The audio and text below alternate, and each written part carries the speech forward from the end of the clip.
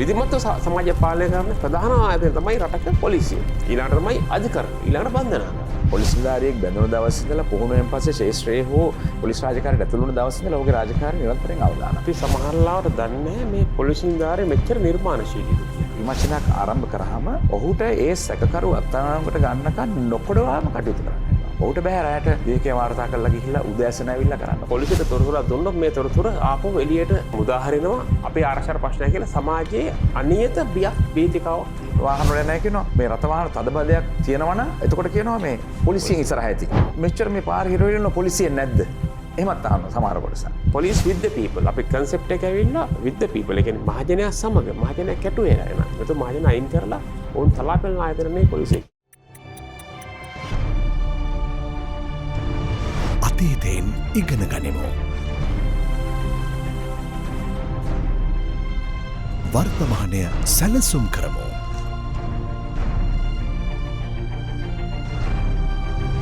අනාගතය හැඩගස්වමු.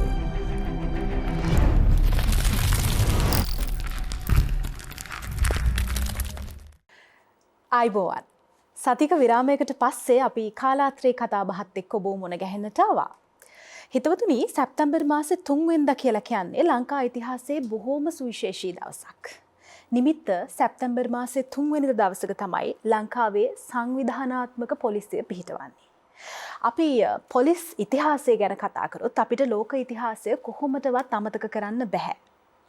වර්ෂ 1829 එංගලන්තේ මෙට්‍රොපොලිටන් වල පොලිසිය පිහිටවනවා. ඒක තමයි ලෝක ඉතිහාසයේ මුල්ම සංවිධානාත්මක පොලිසිය ලෙස සටහන් වෙන්නේ. නූතන පොලිස් ක්‍රමවේදයේ පියා රොබර්ට් පීල් මහතා. රොබර්ට් පීල් මහතා තමයි සංවිධානාත්මක පොලිසිය ලෝකයට හඳුන්වලා දෙන්නේ.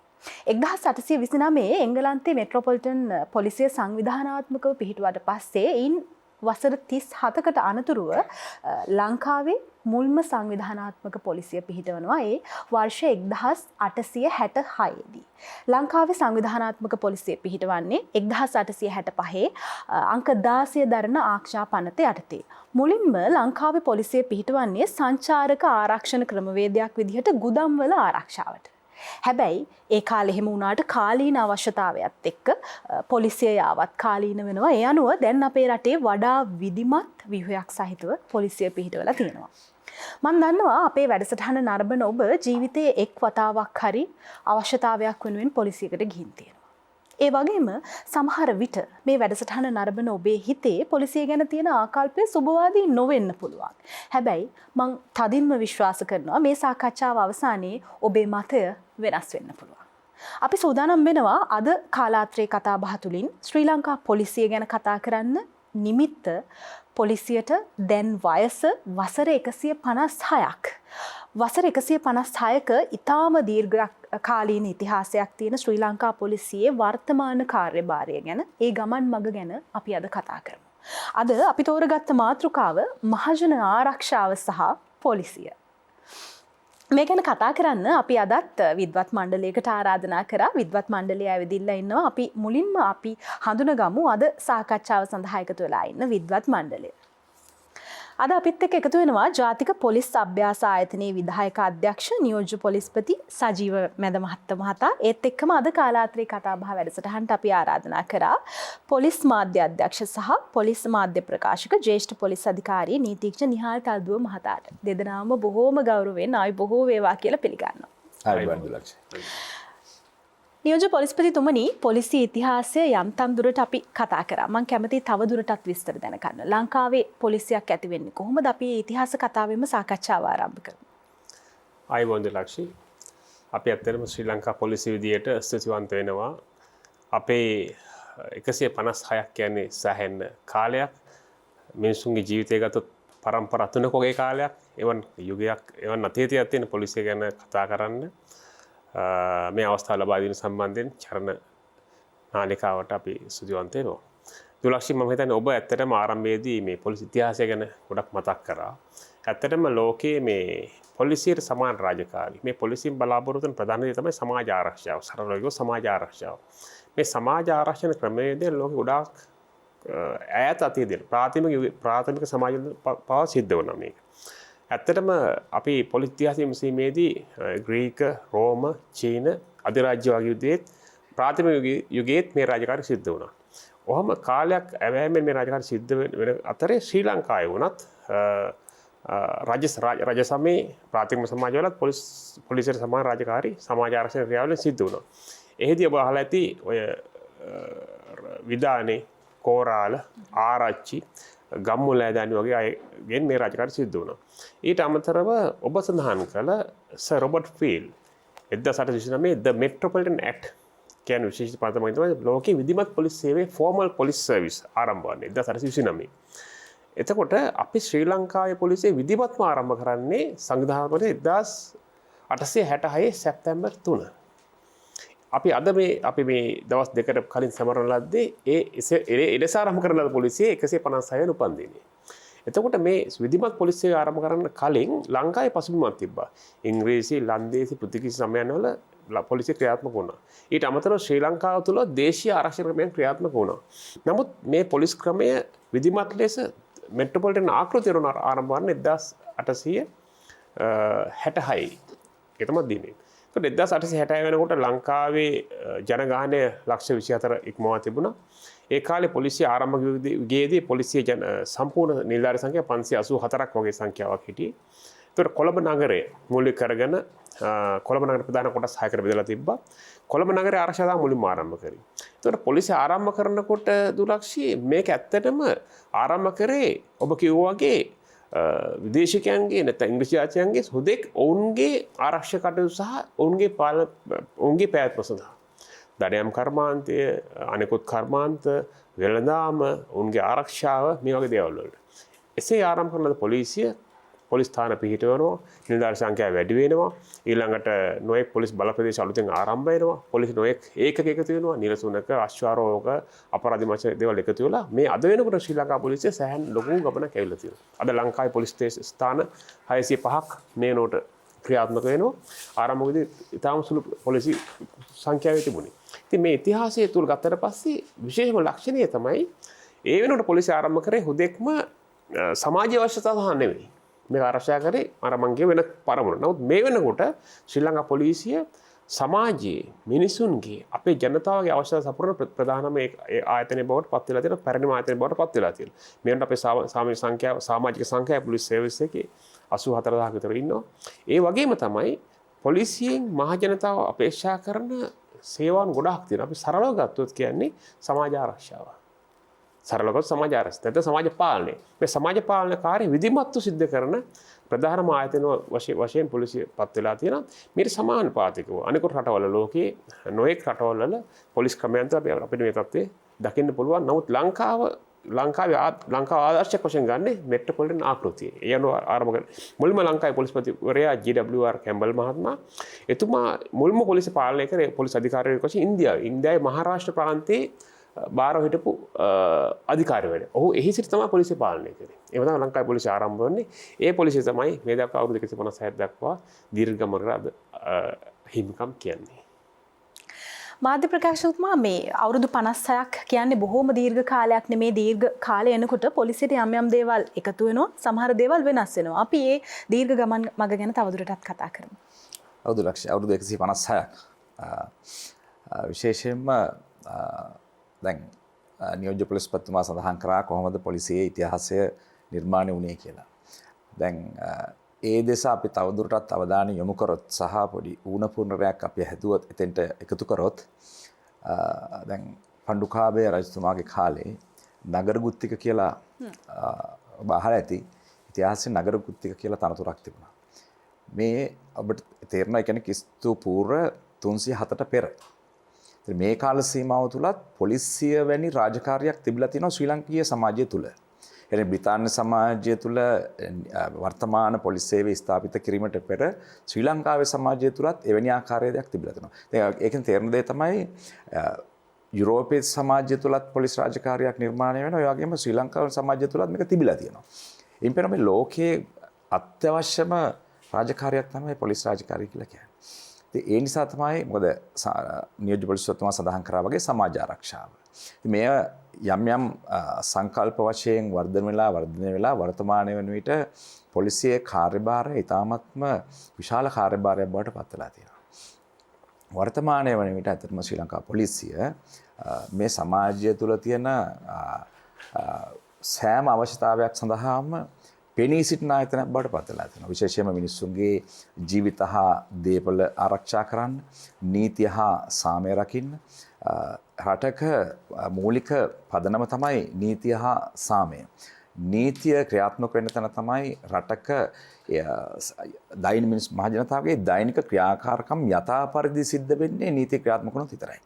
ඒ නීතිය මත පදනම්ම තමයි සමාජයේ අනිත් ක්‍රියාකාරකම් සියල්ල ක්‍රියාත්මක වෙන්නේ නිසි ආකාරව. දැන් පසුගිය කාල සීමාව වුණත් ඔබ අවධානය යොමු කරොත් පෙනෙන්නට ඇති. මේ නීතිය ක්‍රියාත්මක කිරීම නිසි ආකාරව සිදු නොවුන නැත්නම් යම්කිසි ආකාරයකට සමාජය තුළ අස්ථාවරත්වයක් නිර්මාණය වෙන්න පුළුවන්.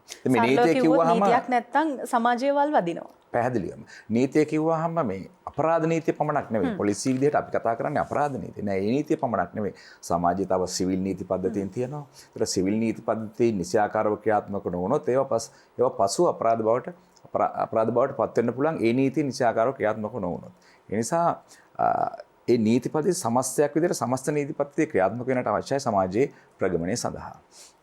ඉතින් මේ කාර්ය සඳහා වර්තමානයේ වන විට පොලිසිය විශාල කාර්යභාරයක් කරනවා. නියෝජ්‍ය පොලිසියතුමා සඳහන් කරා වගේ 85000ක විතර 84000ක විතර පොලිස් බලෑනියක් රට තුළ ක්‍රියාත්මක වෙනවා.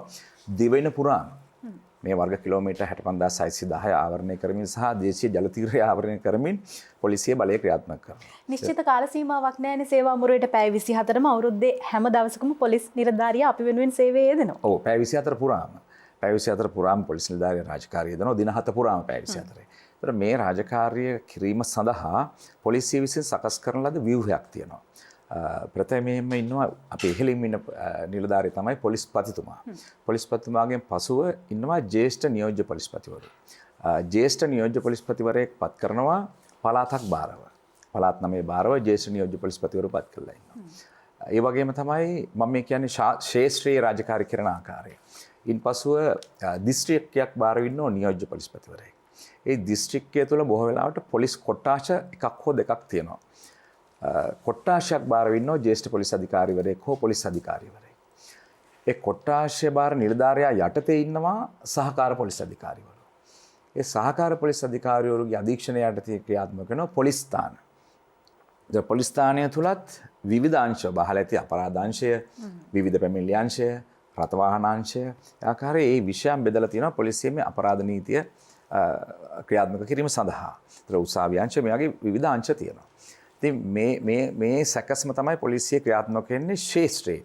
ඊට අමතරව අපේ තියෙන ක්‍රියාකාරී කොට්ටාශ කියලා ඒවා අපි විශේෂයෙන්ම ඒවා අපි සහායට ගන්නේ මේ තියෙන යාන්ත්‍රණය ක්‍රියාත්මක කිරීම සඳහා විශේෂ විමර්ශනයක තියෙන උදාහරණයට අපරාධ පරීක්ෂණ දෙපාර්තමේන්තුව, ත්‍රස්ත විමර්ශන කොට්ටාශය, සමාදාන හා විමර්ශන කොට්ටාශය, ඒ වගේ විශේෂ විමර්ශන කොට්ටාශ තියෙනවා. මහා කාන්තා අපයෝජන නිවාරණ කාර්යාංශය වෙන විශේෂ විමර්ශන කොට්ටාශ පොලිස් මූලස්ථානයට අනුබද්ධිතව තියෙනවා.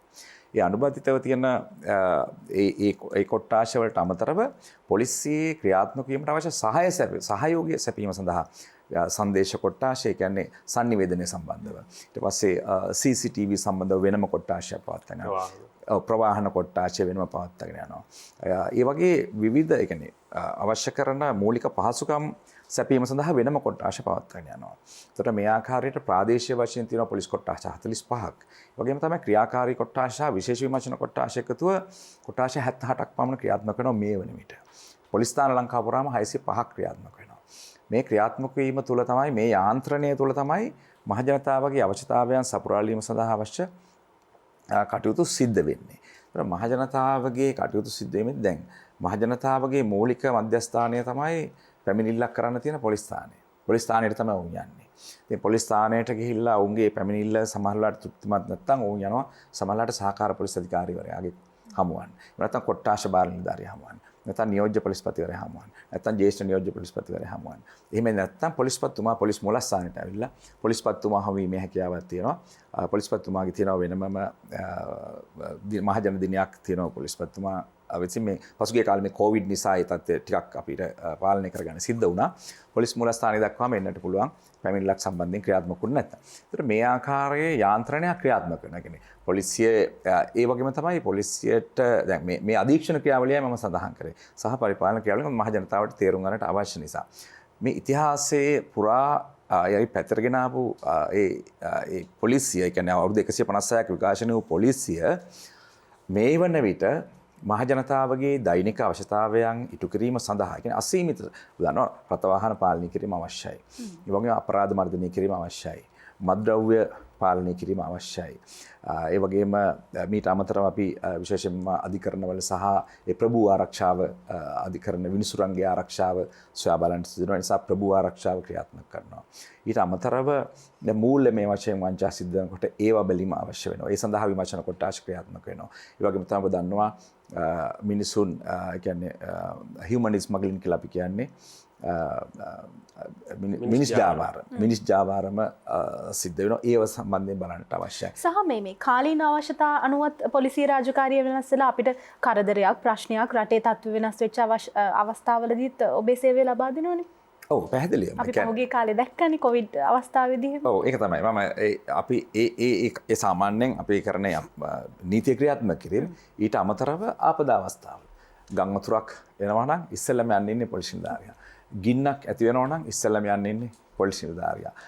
පස් කන්දක් ලිස්සාගෙන ඇවිල්ලා ගෙවල් ටිකක් යට වුණොත් ඉස්සෙල්ලම යන්නේ ඉන්නේ පොලිස් නිලධාරියා. තමාට හැකිය ආකාරයෙන් මුලින්ම ජීවිත බේරාගන්නේ පොලිස් නිලධාරියා ගිහිල්ලා. ඉන් පස්සේ තමයි අනිත් ආයතන ක්‍රියාත්මක කරන පොලිසියට තමයි මිනිස්සු හුරු වෙලා ඉන්නේ. ගම් වතුරක් ආවත් මොනවා ආවත් ඉස්සෙල්ලම දැනුම් දෙන්න පොලිසියට. ඒ ගම් වතුර සූදානම් වෙනකොට මහ ජනතාවගේ ආරක්ෂාව සඳහා ගම් වතුර එන වෙලාවට මහ ජනතාවගේ ආරක්ෂාව සඳහා සූදානම් වෙන්නේ පොලිසිය. ඒතර මේ මහ ජන සේවයට සඳහන් කරා වගේ ඉසුතිය ඔබට කොවිඩ් සම්බන්ධව විශාල කාර්යභාරයක් ඔබ දකින්න ඇති. කොවිඩ් නිසා රාජ්‍ය ආයතන සහ බොහෝ පෞද්ගලික ආයතන වසා තැබුවා. මොකද කොවිඩ් මේ පැතිරීම වළක්වා ගන්න. නමුත් ඔබ දන්නවා පොලිසිය වහන්න බෑ. ඒ නිසා අපි කිසිම පොලිසියක් වැහුවේ නැහැ. පොලිස් නිලධාරීන් යම්කිසි සංඛ්‍යාවක් මිය ගියා කොවිඩ් නිසා. ඒ වගේ තමයි විශාල සංඛ්‍යාවකට කොවිඩ් වැළඳුණා. මේ සියල්ල අතරතුර අපි කළමනාකරණය කරගත්තා මහ ජනතාවගේ අවශ්‍යතා ඉටු කරමින්. ඔබ දන්නවා කොවිඩ් කියලා මත්ද්‍රව්‍ය වලට ඇබ්බැහි වෙච්ච පුද්ගලයෝ මත්ද්‍රව්‍ය පාවිච්චි නොකර ඉන්නේ නැහැ. නමුත් එවැනි පුද්ගලයන් ගිහිල්ලා සොරකමක් කරාම නිවසක අපිට ඒ පුද්ගලයා අත්අඩංගුවට ගන්න සිද්ධ වෙනවා. අපි කොවිඩ් කියලා බැලුවේ නැහැ. අපි අත්අඩංගුවට ගත්තා. ඒ වගේ තමයි ඔබ දන්නවා සංචරණ සීමාවන් යොදලා තියෙනවා. සංචරණ සීමාවන් කාල සීමාවල අපි ගිහිල්ලා මාර්ගවල ඉඳගෙන සමහරලාට ගෙවල් වල දොරවල් අහලා තියෙන්නේ. පොලිස් නිලධාරියා මාර්ගයේ ඉන්නේ. අවුව වැස්ස. මොකද වෙනදාට නම් වහින වෙලාවට අඩු ගානේ ආවරණයක් හරි ලබා ගන්න පුළුවන්. නමුත් අපිට සංචරණ සීමා ඒ රාජකාරී ඉටු කිරීම සඳහා නිලධාරිනිය දෙවහම මාර්ගයේ ඉතාමත් අපහසුවෙන් රාජකාරී කරන්න උනායි කාලෙ. මම තේරෙත් කරා. මොකද අනිත් එක තමයි එහි තිබුණ මූලික දේ තමයි එකිනෙකා අතර සම්බන්ධතාවය පවත්වා ගන්න බැරි තත්ත්වය. නමුත් ඒකත් අපි ඉෂ්ට කරා. ඉෂ්ට කළා කිසිම පොලිසියක් වහන්නේ නැතුව ඒ ක්‍රියාත්මක වෙච්ච සියලුම පොලිසිය පවත්වාගෙන යමින් මහ ජනතාවට අවශ්‍ය කරන සහයෝගය ලබා දෙමින් කටයුතු කළා ඒ කාල සීමාවෙන්. මෙන්න මේ වගේ විශාල වපසරියක් තුල. එන උදාහරණයක් විදිහට තව දෙයක් මම සඳහන් කරන්න ඕන දෙයක් විශේෂයෙන්ම ඔබ දැන් පොලිසිය කියවහම ගොඩක් අය හිතන්නේ රථ වාහන පාලනය. ඊට අපරාධ පාලනය වගේ දේවල් සම්බන්ධයෙන් පමණයි එක සැරේට 100ට එන්නේ. නමුත් ඔබ දන්නවා මේ ලංකාව තුළ තියෙන බොහෝ නීති පද්ධතීන් ක්‍රියාත්මක කරන්න බොහෝ ආයතන තිබුණත් ඒ පොලිසියටත් එහි කොටසක් පැවරලා තියෙනවා. ඒ නිසා අපි ඒ නිලධාරීන් සමග පොලිසියත් ක්‍රියාත්මක වෙනවා. දැන් උදාහරණයක් විදිහට ඔබ දන්නවා මේ නීති විරෝධී මත්ද්‍රව්‍ය සම්බන්ධව ක්‍රියාත්මක වෙන්නේ සුරාබදු කොමසාරිස් ජෙනරල් යටතේ ක්‍රියාත්මක කරන ආයතන. නමුත් ඔවුන්ගේ ඉන්නේ තම සීමිත නිලධාරීන් සංඛ්‍යාවක්. ඒත් පොලිස් නිලධාරීන් තමයි දිවයින පුරාම මේ නීති විරෝධී මත්ද්‍රව්‍ය වැටලීම් කටයුතු සිදු කරන පොලිස් නිලධාරීන්. ඒ ආයතනයක් තිබුණා. වගේම තමයි දැන් විරල සංරක්ෂණ ගත්තා. වෙන වෙන නීති ගොඩාක් ගත්තට ඒ නීති රාශියකම පොලිසියට බලතල පෙරනවා. ඔබ දන්නවා දැන් වැලි ප්‍රවාහ නීති විරෝධීව වැලි ප්‍රවාහනයක් කරනවා. පස් ප්‍රවාහනයක් කරනවා. ඒ දේවල් පවා බලන්නේ පොලිස් නිලධාරීන්. නමුත් වෙනම ආයතන තියෙනවා. නමුත් අපි දන්නවා ඒ ආයතනවල අපේ වගේ විශාල සංවිධානාත්මක ව්‍යුහයක් නැති නිසා අපිට ඒ කාර්යයන් ලංකාව පුරාම සොයා බලන්න සිද්ධ වෙලා තියෙනවා. මේ සියලු කාර්ය විශාල කාර්යභාරයක්. මේ සියල්ල මේ අපි ඉෂ්ට කරන්නේ මේ 85000ක් වගේ නිලධාරීන් සංඛ්‍යාවකින්. මම හිතනවා මේ වෙනකොට පොලිස් නිලධාරීන්ගේ ක්‍රියාකාරීත්වය දවසේ පොලිස් නිලධාරියෙකුට අපිට වැඩිපුර මහන්සි වෙන්න සිද්ධ වෙලා තියෙනවා. කියන්නේ දැන් ඔබ දන්නවා සාමාන්‍ය පුද්ගලයෙක් වැඩ කරන්නේ පැය 8යි. නමුත් පොලිස් නිලධාරියෙකුට පැය 8ක් වැඩ කරලා අවසන් කරන්න බෑ. ඔබ දන්නවා ඉන්ධන හල් වලට ඉන්ධන හල් 1300කට වැඩි ප්‍රමාණයක් තියෙනවා. ඉතින් පසුගිය කාල සීමාවේ අපි නිලධාරියෙන් පැය 12යි රාජකාරිය දෙවුවත් එක ඉන්ධන හල්ක නිලධාරින් 4 දෙනෙක් අවමයේ දෙවුවත් නිලධාරින් 5500ක් විතර වුණ වෙනවා. ඉන්ධන හල් වලට විතරයි අමතර රාජකාරිය. අපේ සාමාන්‍ය අපරාධ මර්ධනයට යොදාගත්තු නිලධාරීන් තමයි මේ ඉන්ධන හල් ආරක්ෂාවට යොදන්නේ. දැන් නිලධාරීන් 5500ක් 6000ක් විතර ඒ කාර්යයට පමණක් අපිට අයින් කරන්න සිද්ධ වුණා. ඉතින් මේ ආකාරයට අපිට අමතර නිර්මාණය වෙන රාජකාරීත් එක්ක තමයි අපි මේ කටයුතු කරගෙන යන්නේ. කාලාත්‍රේ කතාබහ තුළින් අද අපි කතා කරමින් ඉන්නේ පොලිසිය පිළිබඳව. අද අපි තෝරගත්ත මාතෘකාව මහජන ආරක්ෂාව සහ පොලිසිය. මං කිව්වා අද වැඩසටහන ආරම්භ කරද්දී ඔබේ හිතේ පොලිසිය ගැන තියෙන ආකල්පය අද වැඩසටහනත් එක්ක වෙනස් වෙන්න පුළුවන් කියලා. අපි බලමු ඉදිරියට එහෙම වෙයිද කියලා. අපි සූදානම් වෙන්නේ අපේ වැඩසටහනේ පළවෙනි විරාමය ලබා ගන්න.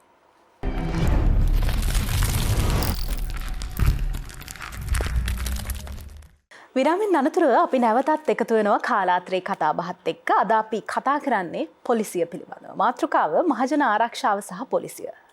නියෝජ්‍ය පොලිස්පතිතුමා දැනට මේ අපේ රටේ ඉන්න පොලිස් නිලධාරීන් සංඛ්‍යාව සහ පොලිස් ස්ථාන ප්‍රමාණය ප්‍රමාණවත් රාජකාරී කටයුතු ආවරණය කරන්නේ. ඇත්තම දුරලක්ෂණ අපි ශ්‍රී ලංකාව කියන්නේ දූපතක්. අපි අන්තර්ජාතික වශයෙන් ආරක්ෂාව ගැන කතා කිරීමේදී දූපත් රටවල් වලට විශේෂිත තත්ත්වයක් තියෙනවා. අපිට තියෙන බවුන්ඩරිස් ඔක්කොම අපිට ලෑන්ඩ් බවුන්ඩරිස් අපිට නැහැ. අපි දූපතක්. ඒකට අපේ රටවටා තියෙනවා අපේ දේශීය ජල තීර එක්ස්ක්ලූසිව් ඉකොනොමික් සෝන් එක. ඉතින් එතකොට අපි ලංකාවේ තියෙන ප්‍රධාන දේ තමයි මේ ඒ කොටසත් එක්ක තමයි අපි ආරක්ෂා සැපිය යුත්තේ. දැනට ශ්‍රී ලංකාවේ පොලිස් ස්ථාන 605ක් තියෙනවා. මේ 605 ඇතර මේ 2021 වසර වෙනකොට තිබි පොලිස් ස්ථාන 450 460ක් වගේ තිබුණේ. මේ පසුගිය වසර එකමාරක් තුන අලුතින් පොලිසිය මේ සංඛ්‍යාව වැඩි වුණේ. ඒ වැඩි වෙන්න හේතුව තමයි ඔබ දන්නවා දැන් උදාහරණයක් අපි දැන් මේ අද අපි මේ සහභාගී වෙන්නේ මේ වැඩ අපි කතා කරන්නේ මේ අපි නුගේගොඩ. දැන් නුගේගොඩ ප්‍රදේශය අපි කවුරුත් දන්න අපිට හුරු පුරුදු නගරයක්. මේ නගරේ 2000 එහෙම නැත්නම් 1990 තත්ත්වෙනේ අද තියෙන්නේ. ජනගහනය වැඩි වෙලා අලුතෙන් කර්මාන්ත බිහි වෙලා ටියුෂන් ක්ලාසස් වැඩි වෙලා ඒ වගේම දැන් ලංකාවේ වැඩිම ළමයි සංඛ්‍යාවක් ඉන්නේ ටියුෂන් ක්ලාසස් වල කොළඹ දවසට 30000ක් විතර පාසල් ළමයි මේ හරහා යන නගරයක් මේක. ඉතින් මේ නගරයේ අවශ්‍යතාවයට අනුව පොලිසිය බිහි වෙන්න ඕන. ඒ වගේ ලංකාවේ තෝරාගත් ස්ථානවල යම්කිසි අධ්‍යයනයක් කරලා රිසර්ච් එකක් කරලා ඒකේ රිසර්ච් එක නිර්ණායක අනුව අපි පොලිස් ස්ටේෂන් පටන් ගත්තා. උදාහරණයක් වශයෙන් අපි හිතුව බදුල්ල බණ්ඩාරවල කියන්නේ. බණ්ඩාරවල පොලිස් වසමට තියෙනවා උදාහරණයක් වශයෙන් ග්‍රාම සේවක වසම් 75ක්. මේ 75 ගේට කරන්න බෑ. මොකද ඊටාම දුරයි. කිලෝමීටර් 10ක් 20ක් 25ක් යන්න වෙනවා. හදිසියම එතකොට අපිට යන්න බෑ. ඒ නිසා ඒව අධ්‍යයනයක් කරලා මහ ජනතාවට පහසු වෙන පරිදි ඒ ග්‍රාමීය ගම් දෙක තුනක් එකතු කරලා පොලිස් ස්ථාන ආරම්භ කරා. ඒ අනුව තමයි පසුගිය කාලය තුල නා පොලිස් ස්ථාන 100 වැඩි සංඛ්‍යාවක් බිහි වුණේ. කුඩා ප්‍රමාණයේ පොලිස් ස්ථාන. ඒත් අපේ නිලධාරී සංඛ්‍යාව දැන් 84500ක විතර නිලධාරී ප්‍රමාණය සම්පූර්ණ. මේට අමතරව අපේ STF එක විශේෂ කාර්ය බලකායත් මේ කොටස ඇතුළේ ඉන්නවා. විශේෂ කාර්ය බලකාය නිලධාරී සංඛ්‍යාව දැන් 10000කට වැඩි. ඔවුන් ඉන්නේ විශේෂ කාර්යයකට. ඉතින් අපේ දැක්ම තමයි පොලිස්පතිතුමා සමග මේක අපි සාකච්ඡා කරලා තියෙනවා. මේ නිලධාරීන් ප්‍රමාණයත් පොලිස් ස්ථාන ප්‍රමාණයත් අපිට දැනට රාජකාරී කරන්න ප්‍රමාණවත්. මොකද හේතුව පොඩි ගැටලුවක් තියෙන්නේ මේ නිලධාරී යෙදවීමේ යම් කාලින අවශ්‍යතාවය. උදාහරණයක් වශයෙන් මේ මාධ්‍ය ප්‍රකාශකතුමා කිව්වා වගේ ඉන්ධන හල් වල නිලධාරීන් දවස් 6000ක විතර යොදවන්න උනා. ඒක අපේ රාජකාරී පතර කලින් ඇතුළත් තුන්නේ නැහැ. පෙට්‍රල් ෂෙඩ් එක අපේ නිලධාරීන් හිටියේ නැහැ. ඒ වගේ පසුගිය මේ රටේ පැවතුනේ ওই පොහොර ප්‍රශ්නෙට මේ අරගල කාලය තුළ ගොඩාක් අය ඒවට යොදවන්න උනා. එහෙම යොදවනකොට අපිට ඒ සඳහා වෙන් කරපු නිලධාරීන් ප්‍රමාණයක් නැහැ. ඒ වගේ ප්‍රභූ ආරක්ෂාවට, අධිකරණ ආරක්ෂාවට, මේ වගේ මාධ්‍ය ආයතන ආරක්ෂාවට, පාසල් ආරක්ෂාවට, ඉතින් මේ ගොඩාක් ආරක්ෂක රාජකාරී සඳහා අපි වැඩි නිලධාරීන් ප්‍රමාණයක් යොදවනවා. ඉතින් මේ අපේ කාලීනව රටේ උද්ගතන තත්ත්වයන්ට මුහුණ දෙන්න පුළුවන් ප්‍රමාණයක් නැති නිසා අපි කරන්නේ මොකද්ද? අර අපි කලින් පැහැදිලි කරා ප්‍රාදේශීය වශයෙන් අපි යොදා දෙන නිලධාරීන්ට අමතරව ක්‍රියාකාරී කොට්ටාශය. ඒකේ උදාහරණයක් වශයෙන් ජාතික පොලිස් අභ්‍යාස ආයතනයේ, මද්ද්‍රව්‍ය විනාශක දිසාවේ, CID එකේ, මාධ්‍ය කොට්ටාශයේ, පුහුණු පාසල් වල ඉන්න නිලධාරීන් මේවට යොදා ගන්න මේ රාජකාරී ඉච්ච ගන්න. අපි එහෙම තමයි මේ රාජකාරී ඔක්කොම මේ ගැටලුවෙන් තොර පවත්වාගෙන යන්නේ. ඉතින් මේ ප්‍රමාණවත් අපි මම දකින දේ තමයි අපිට පේන දේ තමයි ලෝකයේ අනිකුත් පොලිස් ක්‍රම හා සංසන්දනය කරනකොට අපේ නිලධාරීන්ට වඩා තාක්ෂණ මීට වඩා යොදා ගන්න ඕන. තාක්ෂණයේ දායකත්වය මීට වඩා ගන්න ඕන අපි. ඉතින් මේට අවශ්‍ය දේවල් අපි කරගෙන උදාහරණයක් ඇඟිලි සලකුණු ලබා ගැනීම ක්‍රමවේදය, ඒ වගේම facial recognition, ඒ කියන්නේ අපි අපරක හඳුනන ක්‍රමවේදයන්, අන්තර් ආයතනික සම්බන්ධතාවය. දැන් උදාහරණයක් වශයෙන් ගත්තොත් අපි හිතන්න උදාහරණයක් කියන්නේ මම මහජනතාවට පැහැදිලි කරන්න. අපි හිතන්න දැන් පාරේදී වාහනයක් අපි සැකටුතු වෙන්න පරීක්ෂා කරනවා. පරීක්ෂා අපිට මේ වාහනේ තියෙන වෙපන් එකක් ගිනි අවියක් අපිට අහු වෙනවා. මොබයිල් ෆෝන්ස් 5ක් අහු වෙනවා. ඒ කියන්නේ ගිනි අවියක් ගෙනියන්න බෑ කාටවත් ඒ වගේ. ඒ වගේ අවස්ථාවක් අපිට අවශ්‍ය මේ වාහනේ අයිතිකාරය හොයා ගන්න ඕන. මේ ටෙලිෆෝන්ස් කාගේද කියලා හොයා ගන්න ඕන. ඉන්න පුද්ගලයා කවුද කියලා හොයා ගන්න ඕන. මේ ගිනි අවියක් කොහෙද කියලා හොයා ගන්න ඕන. මේ ටික හොයා ගන්න ගොඩක් දියුණු රටවල මේ ඒ අදාළ ආයතන සියලු දෙනා එකට සම්බන්ධයි. රයිට්. දැන් අපිට මේකට අපිට අවශ්‍යයි හමුදාවල් එක්ක පොලිස් මූලස්ථානයත් සමග ඉමිග්‍රේෂන් එක, කස්ටම් එක, ඊට පස්සේ පුද්ගල ලියාද පදිංචි කරන දෙපාර්තමේන්තුව, RMA එක, මේ වගේ සියලුම එයාපෝට් එක මේ සියලුම ආයතන සම්බන්ධ කරගන්න අවශ්‍යයි. නමුත් අපේ රටේ තාමත් ඒක පරිශ්‍රණ මට්ටමේ තියෙන්නේ. මම හිතන්නේ ඉදිරියේදී ඒක අවශ්‍ය කටයුතු කරගෙන යනවා. ඒ වගේ පොලිසිය තුලත් ඒ වගේ සම්බන්ධ කරගන්න අවශ්‍යයි. එහෙම ඊට පස්සේ ඔය විශේෂයෙන්ම මේ දුරකථන විශ්ලේෂණ සමාගම් එක්ක ඒ සම්බන්ධයක් තියෙනවා. එහෙම තියෙනවා අපිට විනාඩි 5න් 10න් මේ ප්‍රශ්න විසඳ ගන්න පුළුවන්. නමුත් අද අපිට මේක කරගන්න සෑහෙන කාලයක් ගත වෙනවා. මොකද හේතුව ටෙක්නොලොජි එක යොදා ගැනීමේ යම්කිසි අඩුපාඩුවක් අපි දකිනවා.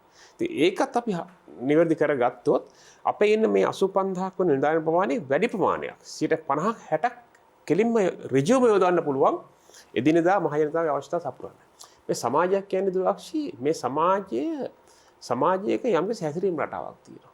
ඔබත් මමත් අපි කවුරුත් මේ රටේ ජීවත් වෙන ක්‍රමවේදයක් තියෙනවා. මේ ක්‍රමයට අනුකූල ඔක්කොම ජීවත් වෙන්නේ. පාරේ ගමන් කරද්දී, හැසිරීමේදී, වැඩ කිරීමේදී අපි ගොඩක් අය අපි පුද්ගල මිනිසා කියන සත්වයා උප්පත්තියේම ආවේගශීලී. මේ ආවේගය යටපත් කරන්නේ අපි ලබා ගන්න සමාජීය වශයෙන් සංස්කෘතික අපි ලබා ගන්න අත්දැකීම් සහ ඒ ආනුෂංගික කරුණු වල තමයි මේ සමාජය පාලනය වෙන්නේ. මේ සමාජය පාලනය කිරීමේදී විධිමත් සමාජ පාලනය කිරීමේදී අපේ විශේෂයෙන්ම අවිධිමත්ව ගත්තොත් එහෙම අපේ පන්සල්, කෝවිල්, ඒ වගේම අනිකුත් ආගමික සිද්ධාස්ථාන, අපේ සංස්කෘතිය, උපසංස්කෘතිය, අපේ ආචාර විධි, සදාචාර, සංස්කෘතිය මේ ඔක්කොම එකතු වෙලා තමයි සමාජයක් අවිධිමත්ව පාලනය වෙන්නේ.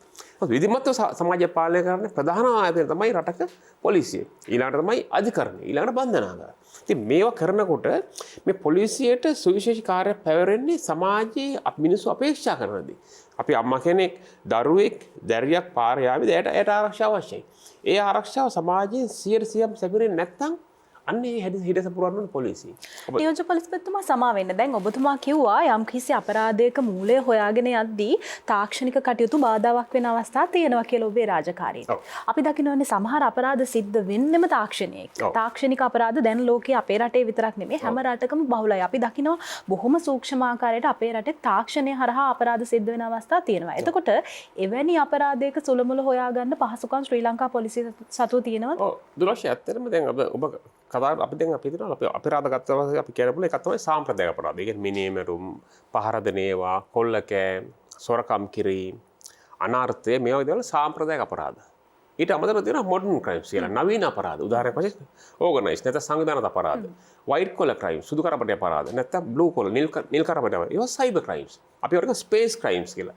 ඒගොල්ලෝ මේ භාවිත කරන අවකාශ අපරාධ සිද්ධ කරන්නේ. Cyber crime. අද ලෝකයේ සයිබර් ක්‍රයිම්ස් වලට විරුද්ධව නොයෙක් නීති පැනලා තියෙනවා. නොයෙක් විමර්ශන බලවේගයන් ඇවිල්ලා තියෙනවා. නොයෙක් විමර්ශන ක්‍රමවේද. නමුත් අපේ වුණත් ඒ ක්‍රමවේදයන් තියෙනවා. නමුත් තිබුණට දැන් උදාහරණයක් මට මේ ළඟදී මට අපිට සිද්ධියක් වාර්තා වුණා ඔය බිට්කොයින්ස් එහෙම නැත්නම් ඔය ක්‍රිප්ටෝ කරන්සි නැත්නම් හවාලා උන්ඩියල් මේ වගේ ක්‍රම වල ගොඩාක් මිනිස්සු අහු වෙන. මේ මිනිස්සු දන්නේ නැතු නොදැනුවත්ව ඒගොල්ලෝ මේකට පැටලලා තියෙනවා. ලක්ෂ ගණන් ඒවට ආයෝජනය කරනවා. ඉතින් ඒ අන්තිමට සිද්ධියක් වුණාට පස්සේ තමයි පොලිසිය පැමිණිලි කරන්නේ. ඒ පැමිණිලි කරනකොට මේ සිද්ධිය ගොඩාක් දුර ගිහලා ඉවරයි. පැතිරලා ඉවරයි. ඉතින් ඒ වගේ ක්‍රියාදාමයක් ලොකු අධ්‍යයනයක් කරන්න ඕනේ. මේ සම්බන්ධ අපිට අවබෝධයක් ගන්න. ඉතින් එහෙම ගන්නකොට අපිට තාක්ෂණයේ විතරක් නෙවෙයි මේ ආයතන ලොකු සම්බන්ධයක් තියෙනවා. දැන් තියෙන දේ 100% ප්‍රමාණවත් කියලා මම කියන්නේ. නමුත් අපිට පරිශ්‍රණයක් විමර්ශනයක් කරන්න පුළුවන් මට්ටමක අපි ඉන්නවා. අපේ ඒ වෙනින් අපරාධ පරීක්ෂණ දෙපාර්තමේන්තුවෙත් නිහාල් සඳහන් කරා වගේ ඔය කොට්ටාශ මට්ටමින් තියෙන විශේෂ අපරාධ විමර්ශන ඒකකවලත් අපේ සයිබර් ක්‍රයිම් ඩිවිෂන් එකෙත් අපිට ඒ පහසුකම තියෙනවා. අපි ඒවත් එක්ක කරනවා. මම අවසාන වශයෙන් කියන්න තියෙන්නේ මේ තියෙන නිලධාරීන් ප්‍රමාණය සහ අපිට තියෙන සම්පත් ප්‍රමාණය අපි යම් කිසි ප්‍රමාණයකට යෙදවිය යුතුයි. අපි ජ්‍යෙෂ්ඨ නිලධාරීන් වශයෙන් බලන්න ඕන මොකද්ද මේ ඔබට අපේ පොලිස් ස්ථානයකට නැත්නම් පොලිස් කොට්ටාසෙ දීලා යොදවලා දෙන නිලධාරීන් ප්‍රමාණය, වාහන ප්‍රමාණය, සම්පත් ප්‍රමාණය අර කියන මහජන අවශ්‍යතාව ඉෂ්ට කරන්න අපි කොච්චර දුරට යොදා ගන්නවද කියන දේ. මොකද මහජනතාවගේ අවශ්‍යතාව ඉෂ්ට වෙන්නේ නැත්නම් අපි මේ සම්පත් මෙච්චර ප්‍රමාණයක් තිබුණා තේරුමක් නැහැ. නමුත් ඔබ දන්නවා අද අපි දවසකට මේ පොලිස් රාජකාරිය ගත්තට පස්සේ අපි විසිබල් ඩියුටිස් ඔබට පේන්න තියෙන රාජකාරිය ඕන තරම් තියෙනවා. පාරේ ට්‍රැෆික් කරන එක, අපරාධයක් වගේ විමර්ශනය කරනකොට පේනවා. නමුත් අපි නොදකින රාජකාරිය ගොඩාක් තියෙනවා. අද අපි උදේ අපි කවුරුත් රාජකාරිය ඔබලා සියලු දෙනා අපි රාජකාරිය ආරම්භ කරන්නේ පාන්දර 7:00ට. අපි නිදානේ පාන්දර 7 ඉඳලා පාරේ ඉන්නවා. අපි රෑ 6:04ට අපි සාමාන්‍ය අය අපි ජනතාව ගෙවල් වලට යනවා. තමන්ගේ ගෙවල් වලට අපි අපේ නිලධාරීන් උදේ පාන්දර වෙනකම් පාරේ ඉන්න ඕන. මොකද ඉන්නේ ඒ ඇවිල්ලා ඒ උන්ගේ රාජකාරිය. මොකද අපි අර කතාවක් තියෙනවනේ. අපි ඇහැරලා හිටියොත් තමයි අපි නිර්වජිතව තමයි මහ ජනතාවට නිදහස නිදා ගන්න පුළුවන්. අපි නිදා හිටියොත් මහ ජනතාවට ඇහැරලා ඉන්න සිද්ධ වෙනවා. ඒක තමයි කන්සෙප්ට් එක. ඉතින් නමුත් මේ කාර්යය තුල අපි ලබා දෙන සේවය පොලිසිය වශයෙන් ලබා දෙන සේවය අහිමි වුණොත් අඩපණ වුණොත් ඉවත් වුණොත් මේ සමාජය අරාජික වෙනවා. ධර්මතා විරහිත සමාජයක් බවට පත් වෙනවා. අනෝමීය සමාජයක් බවට පත් වෙනවා. ඉතින් ඒක වළක්වා ගන්න නම් මේ තියෙන සම්පත් සහ නිලධාරීන් සහ අනෙකුත් සියලුම දේවල් අපි ප්‍රශස්ත මට්ටමේ යොදවා ගත යුතුයි. ඉතින් ඒකට අවශ්‍ය කටයුතු මම හිතන්නේ පසුගිය වසර දෙක තුන අපි කරගෙන යනවා. තව ඉදිරියටත් අපේ පර්යේෂණ සංගතන කොට්ටාශය ඒ වගේම අපේ පුහුණුව තුළින් අපි ඒදල් වැඩි දියුණු කරගෙන ජනතාවට අවශ්‍ය දේ ඉෂ්ට කරන පොලිසිය බවට පත් වීම කටයුතු තමයි අපි වෙනකොට කරගෙන යන්නේ. අපි හැමෝගෙම ජීවිතය රාජකාරියත් එක්ක වෙනස් වෙනවා. පොලිස් නිලධාරියෙකුට විශේෂයෙන්ම රාජකාරී කටයුතු කරන්න වෙන්නේ අපරාධකරුවන්, ගැටුම් සහිත ස්ථාන නැත්නම් ආපදා මේ වගේ දේවල් එක්ක.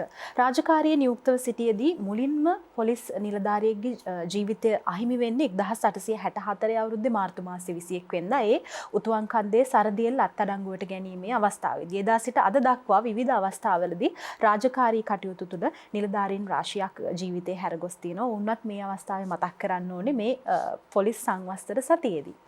මේ මාධ්‍ය ප්‍රකාශකතුමා ආරක්ෂාව අපේ ආරක්ෂාව වෙනුවෙන් කටයුතු කරන නිලධාරීන්ගේ ආරක්ෂාව කොහොමද තර වෙන්නේ? ඔවුන්ගේ රාජකාරිය ඇතුළත ඔවුන්ගේ ආරක්ෂාව වෙනුවෙන් මොනවද සලසලා තියෙන පහසුකම්? ඇත්තටම ලක්ෂී ඔබ දන්නවා පොලිස් නිලධාරියාගේ රාජකාරිය කලින් අපි සඳහන් කරා වගේ පැය 24ම කැපවෙච්ච රාජකාරියක්. ඒ වගේම තමයි පොලිස් නිලධාරියා දිවයිනේ ඕනෑම ප්‍රදේශයක රාජකාරී කරන්න බැඳලා ඉන්නවා. මොකද දැන් මම කිව්වා පොලිස් ස්ථාන 605ක් ලංකාව පුරාම ක්‍රියාත්මක වෙනවා කියලා. මේ පොලිස් ස්ථාන 605ටම ප්‍රමාණවත් පරිදි නිලධාරීන් අපිට යොදවන්න සිද්ධ වෙනවා. ඒ වගේම තමයි කලින් සඳහන් කර ක්‍රියාකාරී කොට්ටාශ බොහෝ වෙලාවට ස්ථාපිත වෙලා තියෙන්නේ කොළඹ නගරේ. මේ සඳහා විශාල නිලධාරීන් සංඛ්‍යාවක් අවශ්‍යයි. කොළඹ සහ ඒ අදාසන ප්‍රදේශවල. පොලිස් නිලධාරියෙක් ගත්තොත් අපිට ඒ නිලධාරියාට ගම් ප්‍රදේශයට රාජකාරී දෙන්න බෑ. එකක් ඔහුට රාජකාරී කිරීමේ අපහසුතාවයක් නිර්මාණය වෙනවා. අනිත් ගැටලුව තමයි ඒ රාජකාරී කරන අවශ්‍යතාවය තියෙන ප්‍රදේශයේ ඔහු රාජකාරී කළ යුතුයි. නැත්නම් මහජනතාවගේ අවශ්‍යතාවය සම්පූර්ණ කරන්න බැරි වෙනවා නිසි පරිදි. ඒ නිසා අපි සාමාන්‍යයෙන් පොලිස් නිලධාරීන්ට කියනවා දැන් උදාහරණයක් විදිහට අනුරාධපුරේ නිලධාරියා මාතර රාජකාරී කරනවා. මාතර නිලධාරියා බදුල්ලේ රාජකාරී කරනවා. බදුල්ලේ නිලධාරියා සමහරට අම්පාරේ. එහෙම නැත්නම් උතුරු නැගෙනහිර ප්‍රදේශවල වෙන කොහේ හරි යාපනය වෙන්න පුළුවන්, වවුනියා වෙන්න පුළුවන්. මේ වගේ නිතරම ඔහුගේ රාජකාරී ස්වභාවය තමයි නිවසින් බැහැරව කටයුතු කිරීම. නිවසින් බැහැර වෙන්න. උට බොහෝ වෙලාවට මාසිකව නැත්නම් මාස දෙකකට වරක් තමයි නිවාඩුවක් ලබාගෙන නිවසට යන්න වෙන්නේ. ඉතින් මේ தත්ත්වය පොලිසිය හඳුනාගෙන තියෙන්නේ. ඒ නිසා මේ කලින් තිබුණටත් වඩා යම්කිසි ආකාරයකට නිලධාරීන්ට සුබ සාධනය සැලසීමේදී අවම වශයෙන් ආසන්න ප්‍රදේශ උදාහරණයක් විදිහට ගාල්ල දිස්ත්‍රික්කයේ පදිංචි පුද්ගලයෙකුට කළුතර නිලධාරියෙකුට කළුතර ප්‍රදේශයේ රාජකාරී යොදවන්න පුළුවන්ද කියන තත්ත්වය සලකලා බලලා ඔහු සමහරලාට කළුතර ප්‍රදේශ රාජකාරී යොදවනවා. කළුතර ප්‍රදේශයේ යම්කිසි රාජකාරියක් කාල සීමාවක් රාජකාරී කරාට පස්සේ ඔහුව නැවත රාජකාරී අවශ්‍යතාවය සඳහා ඔහු අපිට යොදවන්න පුළුවන් හම්බන්තොට දිස්ත්‍රික්කයට හෝ මාතර දිස්ත්‍රික්කයට ආසන්න දිස්ත්‍රික්කයට. ඒ ආකාරයේ පහසුකම් උපරිම වශයෙන් දෙන්න උත්සාහ කරනවා. නමුත් රාජකාරී අවශ්‍යතාවය තමයි මූලික පදනම කරගන්නේ. ඒ අනුව ලබා දෙනවා. ඒ වගේම තමයි ඔහු විශ්‍රාම යන්න ආසන්න වෙනකොට ඔහුගේ ගම් පළාතට ගම් ප්‍රදේශයට කිට්ටු වෙන්න ඔවුන්ට රාජකාරී ලබා දීම කරනවා. ඉතින් මෙවැනි තත්ත්වයක් තමයි රාජකාරී යෙදවීමේදී තියෙන්නේ. ඉතින් මෙහිදී විශාල අපහසුතාවයන්ට නිලධාරීන් පත්වීම් තිබෙනවා. එය වලක්විය නොහැකි සීමාවකුත් තියෙනවා. මොකද අපි පොලිසියට බැඳෙනකොටම ඒ සඳහා යම්කිසි එකඟතාවයක් ඇතුවයි අපි එන්නේ. අපි ඒ ගැන අවබෝධ කරගෙන පොලිසියට බැඳෙන නිසා ඒ කැපකිරීම කරන්න පොලිස් නිලධාරීන් සූදානම්ින් ඉන්නවා. ඒ වගේම තමයි යම්කිසි පොලිස් නිලධාරියෙකුට සානුකම්පික හේතු මත ස්ථාන මාරුවීම් දෙනවා. සමහරට ඔහුට තියෙන යම්කිසි බෝනවන අසනීප තත්ත්වයක් වෙන්න පුළුවන්. එහෙම නැත්නම් වෙනත් යම්කිසි සුවිශේෂී අසනීප තත්ත්වයක් උඩ. එහෙම නැත්නම් ඔහුගේ බිරිඳ, දරුවෝ හෝ මව්පියා බරපතල ආකාරයකට අවධානය යොමු කළ යුතු සුවිශේෂී තත්ත්වයක සිටිනවා නම් ඔවුන්ට පුළුවන් යම්කිසි ආකාරයක අභියාචනයක් ඉදිරිපත් කළා ඒ සඳහා සහනය ලබා ගන්න. ඒ පවුලේ ආරක්ෂාව වෙනුවෙන් එවැනි අයටත් සානුකම්පිකව සලකලා බලලා ඒ මානුෂික හේතු මත ස්ථාන මාරුවීම් ලබා දීලා උන්ට තමන්ගේ නිවස සහ ඔවුන්ගේ ඒ වටපිටාව ආරක්ෂා කරගන්න අවශ්‍ය පහසුකම සලසලා දීලා තියෙනවා. ඒ එක පැත්ත. අනිත් පැත්තෙන් පොලිසියේ වෙනම සුබ සාධන කොට්ටාශයක් ක්‍රියාත්මක වෙනවා. නියෝජ්‍ය පොලිස්පතිවරයෙක් යටතේ ක්‍රියාත්මක වෙනවා ඒ දිසාව. ඒ සුබ සාධන දිසාව යටතේ විවිධ සුබ සාධන කටයුතු සිද්ධ වෙනවා. ඒ නිලධාරීන්ගේ විවිධ අවශ්‍යතාවයන් සඳහා සමන්ලාවට විවිධ ඔවුන්ගේ සමහර ඔබ දන්නවා පසුගිය කාල සීමාව තුළ ලංකාවේ පැවතිච්ච ත්‍රස්තවාදී ක්‍රියාවන් නිසා විශාල නිලධාරීන් සංඛ්‍යාවක් මිය ගියා. ඒ වගේම තවත් නිලධාරීන් සංඛ්‍යාවක් තුවාල ලැබුවා. ඔවුන් දැනට ආබාධිත තත්ත්වයේ ඉන්නවා. ඉතින් එවැනි නිලධාරීන් සම්බන්ධව වෙනම වැඩපිළිවෙලක් ක්‍රියාත්මක කරනවා. ඒ වගේම තමයි රජයෙන් ලබා දීලා තියෙනවා. ඒ සඳහා ඔවුන්ට මේ වැටුප් ගෙවීම සහ ඒ නියමිත කාල සීමා දක්වා අදාළ ගෙවීම සහ වෙනත් දීමනා සම්බන්ධව ඒ සඳහා මූලිකත්වය කාලයක් තිස්සේ සාකච්ඡා පවත්වලා පොලිසිය වෙනුවෙන් ඒ අවශ්‍ය පහසුකම් අරගෙන ඔවුන්ට ලබා දීලා තියෙනවා. ඒක තමයි තවදුරටත් ඔවුන්ගේ දැන් පොලිස් කනිෂ්ඨ නිලධාරීන් සම්බන්ධයෙන් ගත්තොත් කනිෂ්ඨ නිලධාරීන්ගේ සංගමයක් තියෙනවා. ඒ සංගමය තුළ ඔවුන්ට අවශ්‍ය කරන සුබ සාධන සේවාවන් ක්‍රියාත්මක කිරීමට අවස්ථාව ලබා දීලා තිබෙනවා. ඒ වගේ පොලිස් නිලධාරියෙකුට සැලකිය යුතු ආකාරයේ සුබ සාධන තත්ත්වයක් ඔහුගේ ආරක්ෂාව සම්බන්ධයෙන් පොලිසිය වශයෙන් ලබා දීලා තිබෙනවා ඇතර. මොකද අපි දන්නවා පොලිස් නිලධාරියන්ගේ තියෙන අපහසුතාවය. ඒ වගේම තමයි ඔවුන්ගේ දරුවන් පාසල් වලට ඇතුල් කර ගැනීමේදී ආයතනයක් විදිහට මැදිහත් වෙලා ඒ සඳහා අවශ්‍ය කරන කටයුතු ඉෂ්ට කරලා දෙන්න අවශ්‍ය ක්‍රියාමාර්ග අරගෙන තියෙනවා. මෙවැනි නොයෙකුත් ආකාරයේ සුබ සාධන ක්‍රියාවලියක් ක්‍රියාත්මක වෙනවා ඔවුන්ගේ සහ පවුලේ සුබ සාධනය වෙනුවෙන්. ඒ වගේම තමයි ඔබ දන්නවා පොලිස් නිලධාරියට ඔබ කිව්වාගේ අවදානම් රාජකාරියක් තියෙනවා. ඒ රාජකාරි නිරන්තරයෙන්ම අවදානම්. ඒ කියන්නේ පොලිස් නිලධාරියෙක් බැඳුණු දවස් ඉඳලා පුහුණුවෙන් පස්සේ ශේෂ්ත්‍රයේ හෝ පොලිස් රාජකාරියට ඇතුළු වුණු දවස් ඉඳලා ඔහුගේ රාජකාරි නිරන්තරයෙන් අවදානම්. උදාහරණයකට අපරාධකාරයෙක් අත්අඩංගුවට ගන්න යන පුද්ගලයෙකුට අපි දන්නේ නැහැ අපරාධකාරයාගේ ප්‍රතිචාරය මොන ආකාරයකද කියලා. සමහර විට ඔහුගේ ජීවිතෙන් ඒ සඳහා වන්දි ගවන්නේ ඉතිහාසයේ පුරා එවැනි ඕන තරම් උදාහරණ තියෙනවා. ඔබ සඳහන් කරේ එවැනි උදාහරණයක් තමයි උතුවකන්දේ සරදේල්ගේ ප්‍රහාරයෙන් මිය ගිය පොලිස් නිලධාරියා සම්බන්ධව. අපේ පොලිස් රණවිරුද්ධනය සමරන්නේත් අපි ඒ දිනටයි. ඉතින් ඒ වගේ මිය ගිය පොලිස් නිලධාරීන් විශාල සංඛ්‍යාවක් පොලිසිය තුළ ඉන්නවා මේ හේතු නිසා. ඒ වගේම තමයි තව දැන් එවැනි අයටත් යම්කිසි ක්‍රමවේදයක් පොලිසිය තුළ සුබ සාධන සම්බන්ධයෙන් ක්‍රියාත්මක වෙනවා. එවැනි ආකාරයේ රාජකාරියේදී මියගිය පුද්ගලයන් සම්බන්ධයෙන්. ඊළඟට ඔබ දන්නවා දැන් රථවාහන රාජකාරීන නිලධාරී. රථවාහන රාජකාරීන නිලධාරියෙක් ඔහු බොහෝ විට උදෑසන රාජකාරියට ගියහම මාර්ගයේ සවස රාජකාරිය අවසන් වනතුරු සමහරවිට අතරමැද උන් විවේකයක් ලබා ගත්තත් උදෑසන ආහාරයට දිවා ආහාරයට විවේකයක් ලබා ගත්තත් බොහෝ වෙලාවට රථවාහන රාජකාරිය යොදන නිලධාරියා රාත්‍රී වෙනකම් උට රාජකාරිය දෙන්න ඕන. මොකද නිලධාරීන්ගේ හිඟතාවයකුත් අපිට තියෙන නිසා. මේ කාල සීමාව තුළ ඔහු මාර්ගයේ මේ වාහන වලින් නිකුත් කරන දුම ඔහුට ආග්‍රහණය කරන්න සිද්ධ වෙනවා. ඔහුට සෞඛ්‍යමය වශයෙන් අනිවාර්යයෙන්ම බලපෑමක් ඇති වෙනවා. මාර්ගයේ ගමන් කරන පුද්ගලයෙකුට වඩා එකතැන රැඳී සිටීමෙන් මොකද පොලිස් නිලධාරියෙක් ඉන්න තැන බොහෝ විට වාහනයක් නතර කරන ස්ථානයක්. පොලිස් නිලධාරියා ඉන්න තැනින් ඒ වාහනය නැවත ගමන ආරම්භ කරනව නතර කරලා. ඒ සෑම අවස්ථාවකම වාහනයක යම්කිසි වැඩිපුර කාබන් ප්‍රතිශතයක් නිකුත් වෙනවා. ඉතින් මේක පොලිස් නිලධාරියට ආග්‍රහණය කරන්න සිද්ධ වෙනවා. ඉතින් අවුරුදු 6ක් 7ක් මොකද රථවාහන නිලධාරියා එක දිගටම රථවාහන අංශවලම තමයි ඉන්නේ. ඒතර ඒ වෙනි පුහුණුව මොකද පුහුණුවක් දීලා රථවාහන නිලධාරියෙක් රාජකාරිය යොදවන්නේ. ඒ පුහුණුව ලබාගත් නිලධාරියා නිරන්තරයෙන්ම රථවාහන රාජකාරියේ ඉන්නේ. සමහර විට ඔහුගේ සේවා කාලය අවුරුදු 25ක් 30ක් වෙන්න පුළුවන්. ඒ අවුරුදු 30ම ඔහු සමහරට රථවාහන රාජකාරිය වල ඉන්නේ. ඉතින් මේ කාල සීමාව තුළ එවැනි දුමක් ආග්‍රහණය කිරීම තුළ ඔහුට සෞඛ්‍ය ප්‍රශ්න ඇති වෙන්නට පුළුවන්. ඉතින් ඒක වැළැක්විය නොහැකි තත්ත්වයක්. නමුත් ඒ සඳහා රථවාහන නිලධාරියට යම්කිසි දීමනාවක් දෙනවා. මම කියන්නේ ලැබෙන දීමනාව 100% සම්පූර්ණ දීමනාවක් කියලා. නමුත් යම්කිසි පොලිසියට හැකි ආකාරයේ හුට දීමනාවක් ලබා දීමක් කරනවා. ඉතින් ඒ විශේෂයෙන්ම රථවාහන නිලධාරීන්ට. නමුත් ඒ අභියෝගය රථවාහන නිලධාරීන්ට තියෙනවා. ඉතින් මේ ආකාරයට නිලධාරියාගේ පවුල ඒ වගේම ඒ පුද්ගලයා ආරක්ෂා කර ගැනීමට අවශ්‍ය කරන යම් කිසි ක්‍රියාදාමයක් පොලිස් දල ක්‍රියාත්මක වෙනවා. නමුත් ඔබ දන්නවා ඒ තුලත් පොලිස් නිලධාරියා මුහුණ දෙන්න විශාල දුෂ්කර තත්ත්වයන් ටිකක් තියෙනවා.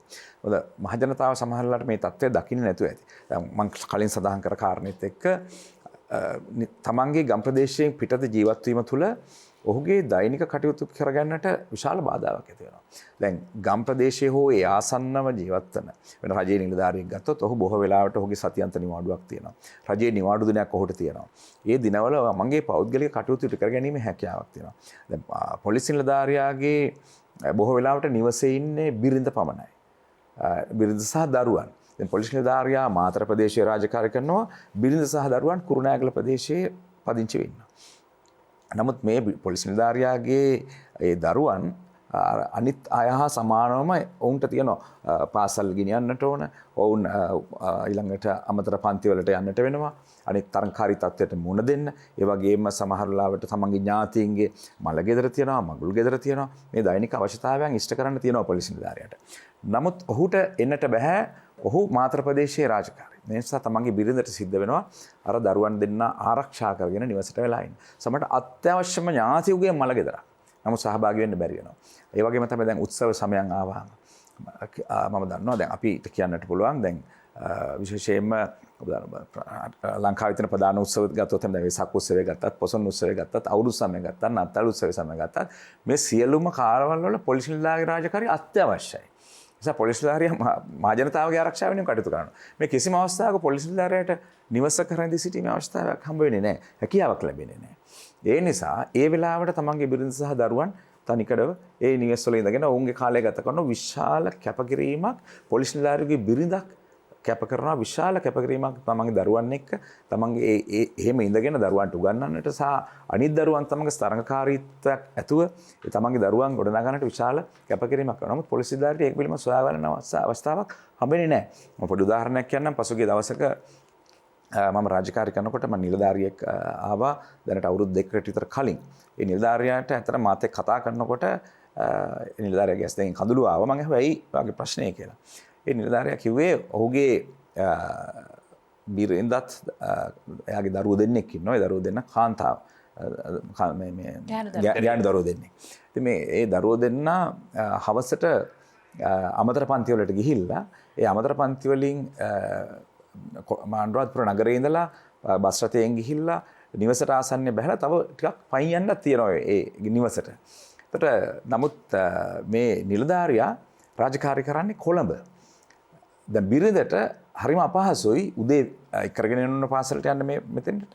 වගේම හවසට මේ දරුවන් දෙදෙනා රෑ වෙලා බස් එකකින් ඇවිල්ලා බැස්සට පස්සේ රෑ වෙලා නැවත නිවසට කරගෙන යනවා. මේ දරුවන් දෙනාගේ ආරක්ෂාව පිළිබඳ මේ නිලධාරියාගේ මනසේ ප්‍රශ්නයක් තියෙනවා.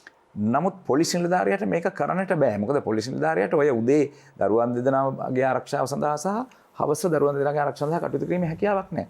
ඒ පොලිස් නිලධාරියාට දරාගෙන ඉන්න සිද්ධ වෙනවා. ඒ දරාගෙන ඉඳමින් රාජකාරී කරන්න සිද්ධ වෙනවා. ඒ තමයි කතා කරනකොට නිලධාරියාගේ ඇස් දෙකෙන් ඉස්සරහට කඳුළු වැටුනේ.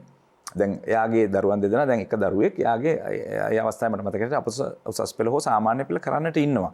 ඉතින් ඒ සිහිපත් වෙලා තමයි නිලධාරියාට ඇඬුනේ.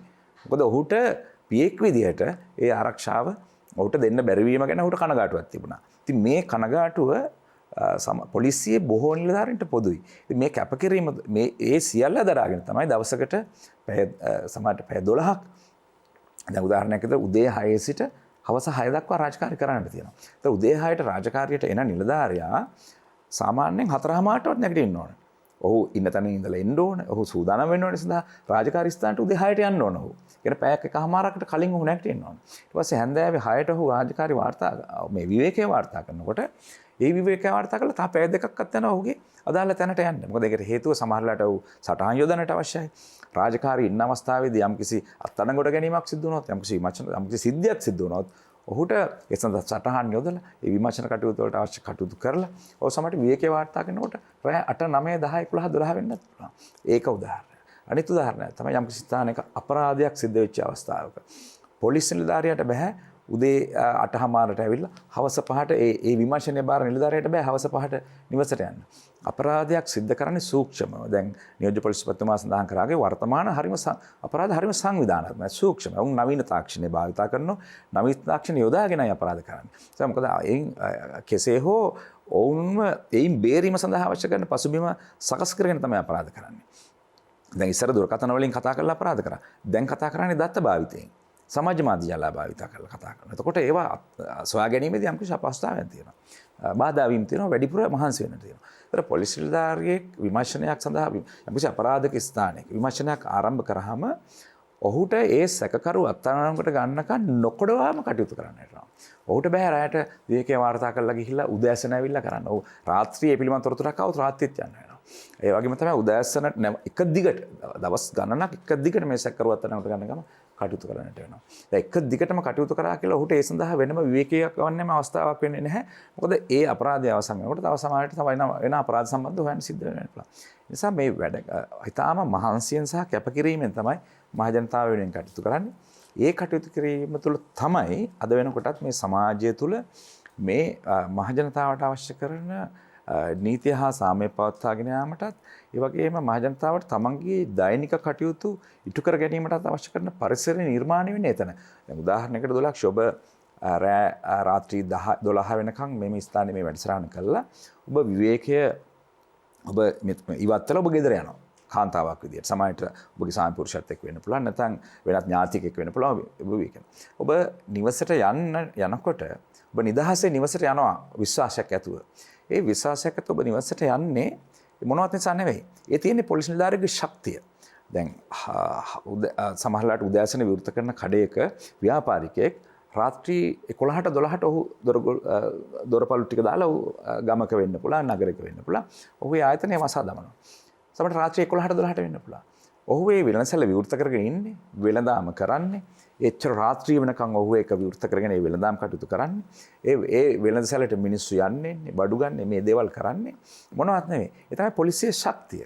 ඒ පොලිස් නිලධාරියෙකුගේ ශක්තිය ඒක පේන්නේ නැහැ.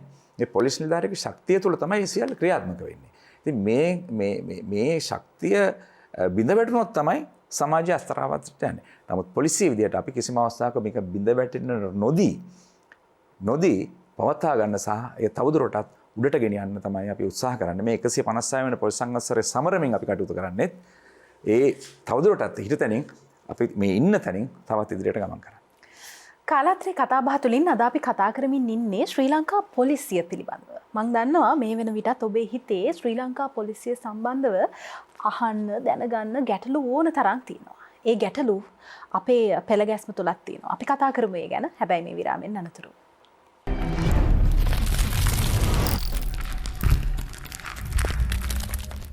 විරාමෙන් අනතුරුව ඔබ නැවතත් එකතු වෙනවා කාලාත්‍රේ කතාබහත් එක්ක. අද මාතෘකාව මහජන ආරක්ෂාව සහ පොලිසිය. නියෝජ්‍ය පොලිස්පතිතුමා අපිට මේ පැමිණිල්ලක් දාන්න පොලිසියකට යන්න ඕනේද? එහෙම නැතුව පැමිණිල්ලක් යොමු කරන්න බැරිද? තුලක්ෂේ මම ඊට කලින් එක විනාඩියක් මීට කලින් තල්දු මහත්මයා කියපු දේ අර නිලධාරීන් සම්බන්ධයෙන් ඇත්තටම මේ රාජකාරී කරගෙන යාමේදී අපේ නිලධාරීන්ගේ සුබසාධනය වගේම අපි නිලධාරීන් ගොඩක් අනතුරටපත් වෙනවා. මිය යනවා. කොවිඩ් කාලේ විතරක් නෙවෙයි රාජකාරී කිරීමේදී රටවල් රාජකාරී කරන්න ගිහිල්ලා එහෙම නැත්නම් අපරාධකාර පසුපස හම යන්න ගිහිල්ලා ගොඩක් අය මරුමරපත් වෙලා තියෙනවා. ඒ තර්ජනය වෙනස් රැකියාවල අපි එච්චරම දකින්නේ නැහැ. ඒ වගේම ඊට අපි දැන් අපේ ඕනම රැකියාවකදී අපි ප්‍රොපර්ටි ගෲප්ස් කියලා තියෙනවා. උදාහරණයක් වශයෙන් වෙළඳායගෙන ඔවුන්ගේ ප්‍රොපර්ටි ගෲප් එක වෙන්නේ මේ කස්ටමර්ස්ලා. අපි ගණන් කරන්න වැඩිපුරම අපරාධකරුවන් සමග. දුරාචාරය හැසිරෙන සමග. නීතිය කඩන අයත් සමග. ඒ වගේම නීතියට එරෙහිව සරණ කරන කට්ටිය අපි ගොඩක් කරලා ගණන් කරන්නේ. ඒ අතර තමයි මේ ගණන් කටයුතු කරන්න ඕන සමස්ත මහජනතාව ඉදිරියේ. එතකොට අපි මේ ගණන් කිරීමේදී අපි නිතරම අප දන්න මම අර කිව්වා වගේ හැම වෙලාවෙම හැම අවස්ථාවකම අපරාධකරුවන් අපිට ගොඩක් ඉදිරියෙන් ඉන්නේ. මේ අපරාධකරුවන් සමග ගණන් දෙන්නේ අපිට විශාල නිලධාරීන් තර්ජනය වෙනවා. සමහර නිලධාරීන්ට රාජකාරී වෙන්න දෙන්නේ නැහැ. සමහර අය බිරිඳට දරුවන්ට පාසලට යන්න දෙන්නේ නැහැ. රටේ ජීවත් වෙන්න බෑ. ඒ වගේම නොඑක් තර්ජන. නමුත් අපේ තර්ජන වලට බියේ පලා යන්නේ නැහැ. නමුත් ඔහු ඒ තර්ජන ඇතුළේ රාජකාරී කරනවා. මරණින් තර්ජන එනවා. ගොඩක් දේවල් එනවා. කියන්න පුළුවන් දේවල් සහ කියන්න අපහසු දේවල් ගොඩක් තියෙනවා. ඒ සියල්ල දරාන තමයි මේ නිලධාරීන් රාජකාරී කරන්නේ. ඒකට සමහරව නිලධාරීන් රාජකාරී කිරීමේදී කෙනෙක් තමන්ගේ අවුරුදු 15 අවුරුදු 20 දැන් මගේ සර්විස් මගේ රාජකාරිය අවුරුදු 25යි. මම වැඩ කරන්නේ 32 වෙනි ස්ථානයේ මේ. මම රාජකාරිය කරන්නේ. ස්ථානමාරු 32ක්. 32ක්. 32 වෙනි මම ඉස්සරේ මම ඉන්නේ. මගේ රාජකාරී කාලය අවුරුදු 25යි. මුළු සේවා කාලය. ඉතින් ඒ වගේ අපි විශේෂයෙන් මටත් වඩා 15 වෙනි නිලධාරී මේට වඩා මේකේ මේ අපහසුතාවය විඳිනවා. ඔවුන් තමන්ගේ ගම් ප්‍රදේශයට යන්නේ රාජකාරී කාලේ අවුරුදු 50 විශ්‍රාමයන් අවසානයේ තමයි ගමට යන්නේ. අවුරුදු 57න් 58න් තමයි ගමට යන්නේ. ඒ දක්වා ඔවුන් ගමෙන් පිටේ ඉන්නේ. නමුත් ඔවුන්ගේ දරුවෝ නැතෑරලා ඔවුන්ගේ බිරිඳගේ ආරක්ෂාව නොබලා අපේ රටේ දරුවන්ගේ රටේ ජනතාවගේ ආරක්ෂාවෙන් ඒගොල්ලෝ කැපෙලා ඉන්නවා. ඉතින් ඒකත් මම ඔයාලා සිහිපත් කරමින් ඔබව ප්‍රශ්නෙට. ඇත්තට අද දන්නා අද මේ අපි බොහෝ දියුණු සමාජයක ජීවත් වෙන්නේ. මේක ප්‍රථමයෙන් තිබේ ක්‍රමවේදය තමයි පැමිණිල්ලක් පොලිසියට දාන්න ඕන. මගේ හරකෙක් නැති වුණා, වැටකාරවුලක්, එහෙම නැත්නම් මට කෙනෙක් පහර දුන්නා අපි පොලිසියට ඇවිල්ලා පැමිණිල්ලක් කරන්න ඕන. අද වෙනකොට මේ තාක්ෂණයත් එක්ක ඒ තත්ත්වය පුළු වෙලා තියෙනවා. උදාහරණයක් වශයෙන් එකක් තමයි ඇවිල්ලා පොලිස් ස්ථානයට ඇවිල්ලා පැමිණිල්ලක් කරන්න පුළුවන්. දෙවෙනි කරුණ තමයි අපිට අද අපි දැන් WhatsApp මෙසේජ් එකක් අපිට එවන්න පුළුවන් නම් ඒකත් අපි බාර ගන්නවා. ඊට අමතරව දුරකථන පැමිණිලි කරන්න පුළුවන්. ඊට අමතරව පොලිසියතුමා රිජියුම ටෙල්ලයිජීප හරහා මම හිතන්නේ ඒ සම්බන්ධයෙන් වැඩි පැහැදිලි කරමක් මේ මාධ්‍ය ප්‍රකාශතුමා කරයි. ඒ හරහා පැමිණිලි කරන්න පුළුවන්. රිජියුම පොලිසියතුමාලා එතුමාගේ අවධානයට යොමු වෙනවා. ඊට අමතරව පොලිස් මූලාශ්‍රයට ඇවිල්ලා පැමිණිලි කරන්න පුළුවන්. ඊට අමතරව අපිට ලිපියක් මගින් පැමිණිලි කරන්න පුළුවන්. ඕන තරම් අවකාශ තියෙනවා. පොත් පැමිණිල්ලක් දැම්මට පස්සේ පැමිණිල්ලක් කියන්නේ අපිට අවශ්‍ය ප්‍රථම තොරතුරු පමණයි. උදාහරණයක් වශයෙන් අපිට කෙනෙක් කිව්වොත් දුරකථනයෙන් අන්දර පොලිස් ස්ථානයට කතා කරලා මෙන්න මේ ස්ථානයේ පුද්ගලෙක් මේ පාරේ වැටිලා ඉන්නවා. ලේ ගලාගෙන. අපිට ඒක ප්‍රථම තොරතුරු. ඒ තොරතුරු ඔස්සේ අපිට විමර්ශනය ආරම්භ කරන්න පුළුවන්. අපි කියන්නේ රයිට් ඔබ ඇවිල්ලා වහම වෙයිලා පැමිණිල්ලක් දාන්න ඔබ කවුද අපිට අවශ්‍ය? ඒ තොරතුරු සමහර මේ වෙයිද සමහරවල් මේ අසත්‍ය තොරතුරු දෙනවා. ඒ අපි ඒවා තෝරලා බෙරලා ගන්න ඕන. ඉතින් ඒ ප්‍රථම තොරතුරු ඔස්සේ අපිට අර මං කියපු හැම මාධ්‍යයක් ඔස්සේම පරීක්ෂණ ආරම්භ කරන්න හැකියාව තියෙනවා. ඒ සෑම දෙයක්ම අපි පැමිණිල්ලක් වශයෙන් බාර ගන්නවා. හැබැයි යම් කිසි අවස්ථාවක ඔහු ඇවිල්ලා මේ සම්බන්ධයෙන් ලිඛිතව ප්‍රකාශ දීම අවශ්‍යතාවය දෙනවා. විමර්ශන ආරම්භ කරන්න ප්‍රථම තොරතුරු අපිට ප්‍රමාණවත්. දුරකථනයෙන් දෙන දෙයක්, WhatsApp පණිවිඩයක් මගින් දෙන දෙයක්, වෙනත් වීඩියෝ දර්ශනයක්, නැත්නම් SMS එකක්, එහෙම නැත්නම් පැමිණිලා පොලිසියට කියන දෙයක්, නැත්නම් ලිපියකින් මේ ඕනම ආකාරයකින් තොරතුරු පමණ අපිට වැදගත් වෙනවා. නියෝජ්‍ය පොලිස්පතිතුමා අපි පොලිසියට යම් තොරතුරක් දන්න දෙයක් ලබා දෙන්න සමහර අවස්ථාවලදී බය වෙන අවස්ථාවල් තියෙනවා. අපි දන්නවා මද්ද්‍රව්‍ය ගැන අපි යම් තොරතුරක් දන්නවා නම් එහෙමත් නැත්නම් අපරාධයක් ගැන දන්නවා නම් අපි කියන්න බයයි අපේ අනන්‍යතාවයේ හෙළිදරව් වෙලා අපිට අනතුරක් වෙයි කියලා. අපි තොරතුරක් ලබා දීමේදී අපේ අනන්‍යතාවය හෙළි නොකර තොරතුරු ලබා දීමේ හිමිකම තියෙනවද අපිට? දුරක්ෂිතාව වැදගත් ගැටලුවක්. හිමිකම නේ ඒක ඔබගේ අයිතිවාසිකමක්. ඒක ඔබගේ අයිතිවාසිකමක් වගේම තමයි තොරතුරු ලබා දෙන කෙනාගේ අනන්‍යතාවය ගැන නොවිමසීම අහන්න නැතුව ඉඳීම පොලිසිය වගකීමක්. සමාජයේ හුදු බීතිකාවක් තියෙනවා පොලිසියට තොරතුරක් දුන්නොත් මේ තොරතුර ආපහු එළියට මේක යනවා. මේ තොරතුරු මුදා හරිනවා. අපේ ආරක්ෂා ප්‍රශ්නය කියලා සමාජයේ අනියත බීතිකාවක් තියෙනවා. ඒක මම හොඳටම දන්නවා. මොකද අපි මේට කලින් අපි දෙදෙනාම අපි රාජකාරී කරලා තියෙන්නේ විශේෂයෙන්ම අපරාධ විමර්ශන ශ්‍රේෂ්ඨය සහ මද්ද්‍රව්‍ය නිවාරණ ශ්‍රේෂ්ඨය අපි විශාල වශයෙන් රාජකාරී කරපු අය. මට මේ වෙලාවෙම මතක් කරන්න ඕන අපි සමහර රාජකාරී විශේෂයෙන් මද්ද්‍රව්‍ය නිවාරණ ශ්‍රේෂ්ඨය ඔබ දකින්නේ පහුගිය වසර කිහිපය තුළ පොලිසිය ඉතාම සාර්ථක වැටලීම් ගණනාවක් කරා. ඉතා ප්‍රබල වැටලීම්. දකුණු ආසියාවේ වෙන විශාල වැටලීම් කරා. ඒ සෑම වැටලීමකටම තොරතුරු ලබා දුන්නේ අපේ රටේ ආදරණීය මහ ජනතාව. සමහර අපි දන්න කෙනෙක්, සමහර අපි නොදන්න කෙනෙක්. ඕන්නේ තොරතුරු ලබා දුන්න පොලිසියට ලොකු විශ්වාසයක් තියෙනවා. අද වෙනකන් මට තොරතුරු දීපු මට ඍජුව තොරතුරු දීපු කෙනා කවුද කියලා දන්නේ මම පමණයි. අඩු වශයෙන් මගේ උසස් නිලධාරියෙක්වත් පොලිස්පතිතුමාවත් අධිකරණයවත් දන්නේ මේ කවුද තොරතුරු දුන්නේ කියලා. අපි බැඳලා ඉන්නවා නීතියෙන්. ඔහු ආරක්ෂා කරන අපි නීතියෙන් මහේස්ත්‍රාත්වරයා ඇහුවත් අපි තොරතුරු කරු කවුද කියලා අපි කියන්නේ. අපිට ඒ ක්‍රමවේදයේ නීති ආරක්ෂාව තියෙනවා. ඒ නිසා ඕනම කෙනෙකුට ඕනම කාන්තාවකට පිරිමියෙකුට දරුවෙකුට දැරියෙකුට ඕන වෘත්තියක් කරගෙනනකොට තමන්ගේ දේ තමන්ට ලබා දෙන්න පුළුවන්. විශේෂයෙන් මම මේ මතක් කරන්නේ අපේ 119 සේවාව ගැන. 119 කියන්නේ ඔයකත් මේට සම්බන්ධ නිසා දුරක්ෂි 119 කියන්නේ 119 119 තොරතුරු සේවය කියන්නේ හදිස්සියකට ජනතාවට පොලිසිය සහාය වෙන අවස්ථාව. උදව්වක් ගන්න. උදාහරණයක් වශයෙන් හැබැයි මේ නියෝජ්‍ය පොලිස්පතිතුමා ඔය 119 ගැන සමාජයේ යම් ආකල්ප තියෙනවා නේද? සමහර වෙලාවට ඇමතුම් ලබා දුන්නාම ඇමතුම මේ සම්බන්ධ වෙන්නේ නැහැ. සමහර වෙලාවට සම්බන්ධ වුණාට ඒ සඳහා ප්‍රතිචාර දක්වන්නේ නැහැ. මේ වගේ ප්‍රශ්න තියෙනවා නේද? ඔය ඇත්තටම මේ මම ඒක පිළිගන්නවා. ඒ පිළිගන්න මටත් ඒ අවස්ථාව මට හොඳට මතකයි මම 119 එක බාර මම රාජකාරී කරලා තියෙනවා. ඇත්තටම අපි විශේෂයෙන්ම 119 එක තියෙන්නේ හදිසියකදී උදව්වක් ලබා ගන්න. හදිසි අවශ්‍යතාවයකදී. දවසකට සාමාන්‍ය මේකට එන කෝල්ස් මම ඔබ හිතනවා ඇති කෝල්ස් කීයක් එනවද කියලා. මේ ආසන්නයේ තියෙන්නේ දවසට කෝල්ස් 3000ක්. 2800 3000 දවසට කෝල්ස් 3000ක් එනවා. මේ 3000ටම අපි කේර කරන්න ඕන. මේක ක්‍රියාව අපේ මූලස්ථානයේ තියෙන්නේ මේ කොළඹ විරහාන ප්‍රදේශයේ අපි තියෙන ඇපොලෝ සෙන්ටර්ස් කියලා ලංකාවේ ඇපොලෝ සෙන්ටර්ස් මම හිතන්නේ 12ක් තියෙනවා. අපි එන තොරතුරු අපි හරහා හැකි ඉක්මනින් පොලිසියට මුදා හරිනවා. පොලිසියෙන් තමයි ක්‍රියාත්මක වෙන්නේ. උදාහරණයක් වශයෙන් අපි කිව්වොත් දැන් අම්පාරේ අපිට සිද්ධියක් වෙනවා. මොකද කඩේකට පැනලා මිනිස්සුයක් කඩේකට පැනලා මේ දෙදෙනෙක් මේ මොන හරි දෙයක් හොරකම් කරනවා කියලා ප්‍රශ්නයක් එනවා. මේ ප්‍රශ්නේ අම්පාරෙන් එන්න ඕන අපේ 119 එකට. 119 අපි දෙන්න ඕනේ ඇපොලෝ සෙන්ටර් එකට. ඇපොලෝ එකෙන් දෙන්න ඕනේ පොලිසියට. මේ ක්‍රියාත්මක පොඩි ඩිලේ එකක් තියෙනවා. නමුත් අපි ඒක කෙරෙක. ඒ වගේ කෝල්ස් 3000 දවසට එනවා. එක දවසකට. හැබැයි මම එක අවස්ථාවක් කරා දුරශ බහව ප්‍රශ්නෙට මේ එන කෝල් 3000න් 40ක් තමයි ඉමර්ජන්සි කෝල්ස් තියෙන්නේ. හදිසි අවශ්‍යතාව තියෙන්නේ.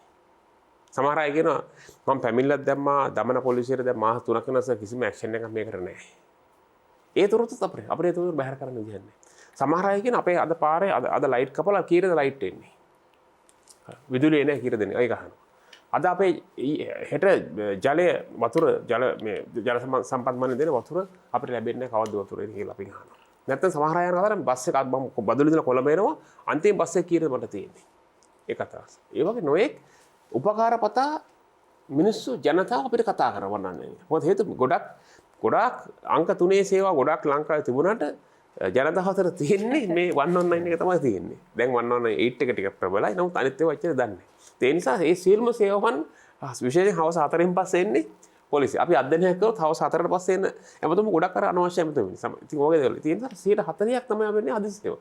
ඉතින් ඔබ කියුවා වගේ මේ අපේ තියෙන ලයින් සංඛ්‍යාව ගන්න බැරි වෙන්නේ ගොඩක් එන්ගේජ් වෙන්නේ ඒකයි. ඒ නිසා ජනතාවට මම ඒලා ඉල්ලීමක් කරනවා පොලිසියත් යම්කිසි අඩුපාඩුක දෙන තියෙනවා. අපි පුළුවන් තරම් ඉක්මනට ඒක බැහැර කරලා අවශ්‍ය විමර්ශනය කරනවා. නමුත් මම ජනතාවගෙන් ඉල්ලීමක් කරනවා ඔබ මේ 119 සේවාව භාවිත කළ යුතු ඔබට හදිසි අවශ්‍යතාවයේදී පමණයි. ඔබ අනවශ්‍ය දෙයකට භාවිත කරොත් වෙන්නේ මොකද? හදිසි අවශ්‍යතාව තියෙන කෙනෙකුට ඒ භාවිත කරන්න තියෙන අවස්ථාව නෙවෙයි. හදිසි අනතුරක්, හදිසි ගිනිගැන්මක්, හදිසි තොරතුරක්, රියානතුරකින් හප්පා පලා යාම මේ වගේ අවස්ථාවක් අපි කරන්න ඕනේ. එහෙම වුණොත් තමයි අපිට මේකෙන් වැඩි කාර්යක්ෂම සේවාවක් දෙන්න පුළුවන්. ඒක. ඔබ ඊළඟට අහපු ප්‍රශ්නේ තමයි මේ දැන් පොලිසියට දහව පැමිණිල්ල බාරගත්තේ නැත්නම් මොකද කරන්නේ කියලා. අපි නීතියෙන් බැඳෙන් සිටිනවා මහජනතාව ඇවිල්ලා අපිට පැමිණිල්ලක් කරද්දී පැමිණිල්ල බාර ගන්න. මේ කරුණු දෙකක්. එකක් තමයි සමහර පැමිණිලි තියෙන ඇත්තට පොලිසියට බාර ගන්න බෑ. උදාහරණයක් වශයෙන් අපි කිව්වොත් එහෙම දැන් ගොඩක් මම කිව්ව රයිට්. සිවිල් ආරවුලක්. ඒ ආරවුල ගත්තොත් අපිට දැන් ඔය පොලි ගන්න දෙන වගේ දෙයක් ගත්තොත් එහෙම. එහෙම නැත්නම් කෙලින්ම රිජියම් පොලිසිය සම්බන්ධ නැති දෙයක් આવත් අපි පැහැදිලි කරලා දෙන කරුණ මේක යනවා මේ ආයතනයේට මේක සිවිල් ආරවුලක් මේක පොලිසියෙන් කරන්න දෙන්නේ මේක අනිවාර්යයෙන් ඔබ සිවිල් පුද්ගලික රූපයකට දාගන්න. අන්න ඒ වගේ අවස්ථාවල ඒ පැමිණිල්ල බාර නොගෙන ඉන්න පුළුවන්. නමුත් අපරාධයක් සම්බන්ධයෙන් අර වගේ තොරතුරක් සම්බන්ධයෙන් ක්‍රියාත්මක නොකළොත් පොලිස් ස්ථානයකින් සෑම ප්‍රදේශයකම ඉන්නවා තල්දු මහත්මයා කිව්වා වගේ සෑම ප්‍රදේශයකම ඉන්නවා සහකාර පොලිස් අධිකාරිවරයෙක්. ඒ සහකාර පොලිස් අධිකාරිවරයෙක් කියන්නේ ඔහු පොලිස් කියන්නේ අපි කියන එකට දිස්ත්‍රික් ඉන්චාර්ජ් දිස්ත්‍රික් බලධාරියෙක් සහකාර පොලිස් අධිකාරිවරයෙක් කෙනෙකුට පොලිස් අධිකාරියෝ ජ්‍යෙෂ්ඨ පොලිස් අධිකාරියෙක් වෙන්නත් පුළුවන්. ඔහුගේ කාර්යාලයට අර කියපු ක්‍රමවේද ඔස්සේ පැමිණිල්ලක් කරන්න පුළුවන්.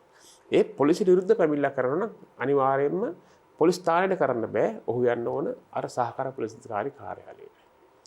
ඒ නිසා ලංකාවේ මේ පොලිස් කොට්ටාශ 44ක් තියෙන මේ 44ෙම ඒ වගේ කාර්යාල ගණනාවක් තියෙනවා. ඒ මුළු ප්‍රදේශෙම ආවරණය වෙනවා.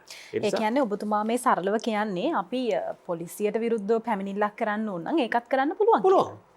ඒක ඔහුට කරන්න පුළුවන්. පොලිස් මූලස්ථානයට කරන්න පුළුවන්. පොලිස් ස්ථානයට පැමිණිල්ල කරන්න පුළුවන්. ටෙල් IGP හරහා කරන්න පුළුවන්. ඕන තරම් අවකාශ තියෙනවා. මොකද හේතුව අපි සේවා සපයන්න.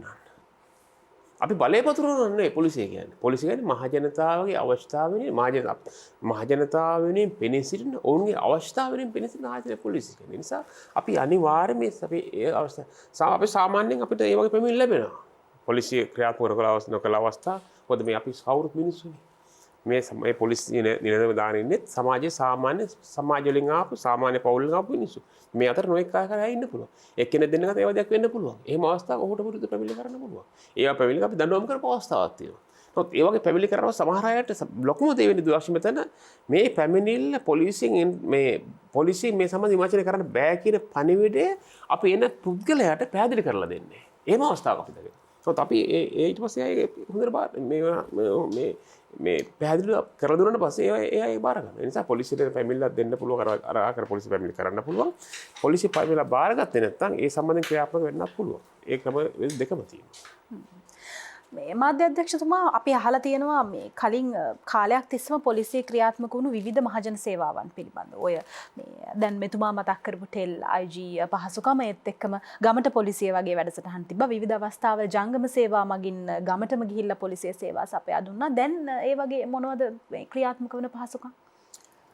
ඇත්තටම ලක්ෂයේ පහසුකම් ක්‍රියාත්මක වෙනවා දැනටත්. මොකද අපේ ප්‍රජා පොලිස් කියලා වෙනම කොට්ටාශයක් තියෙනවා.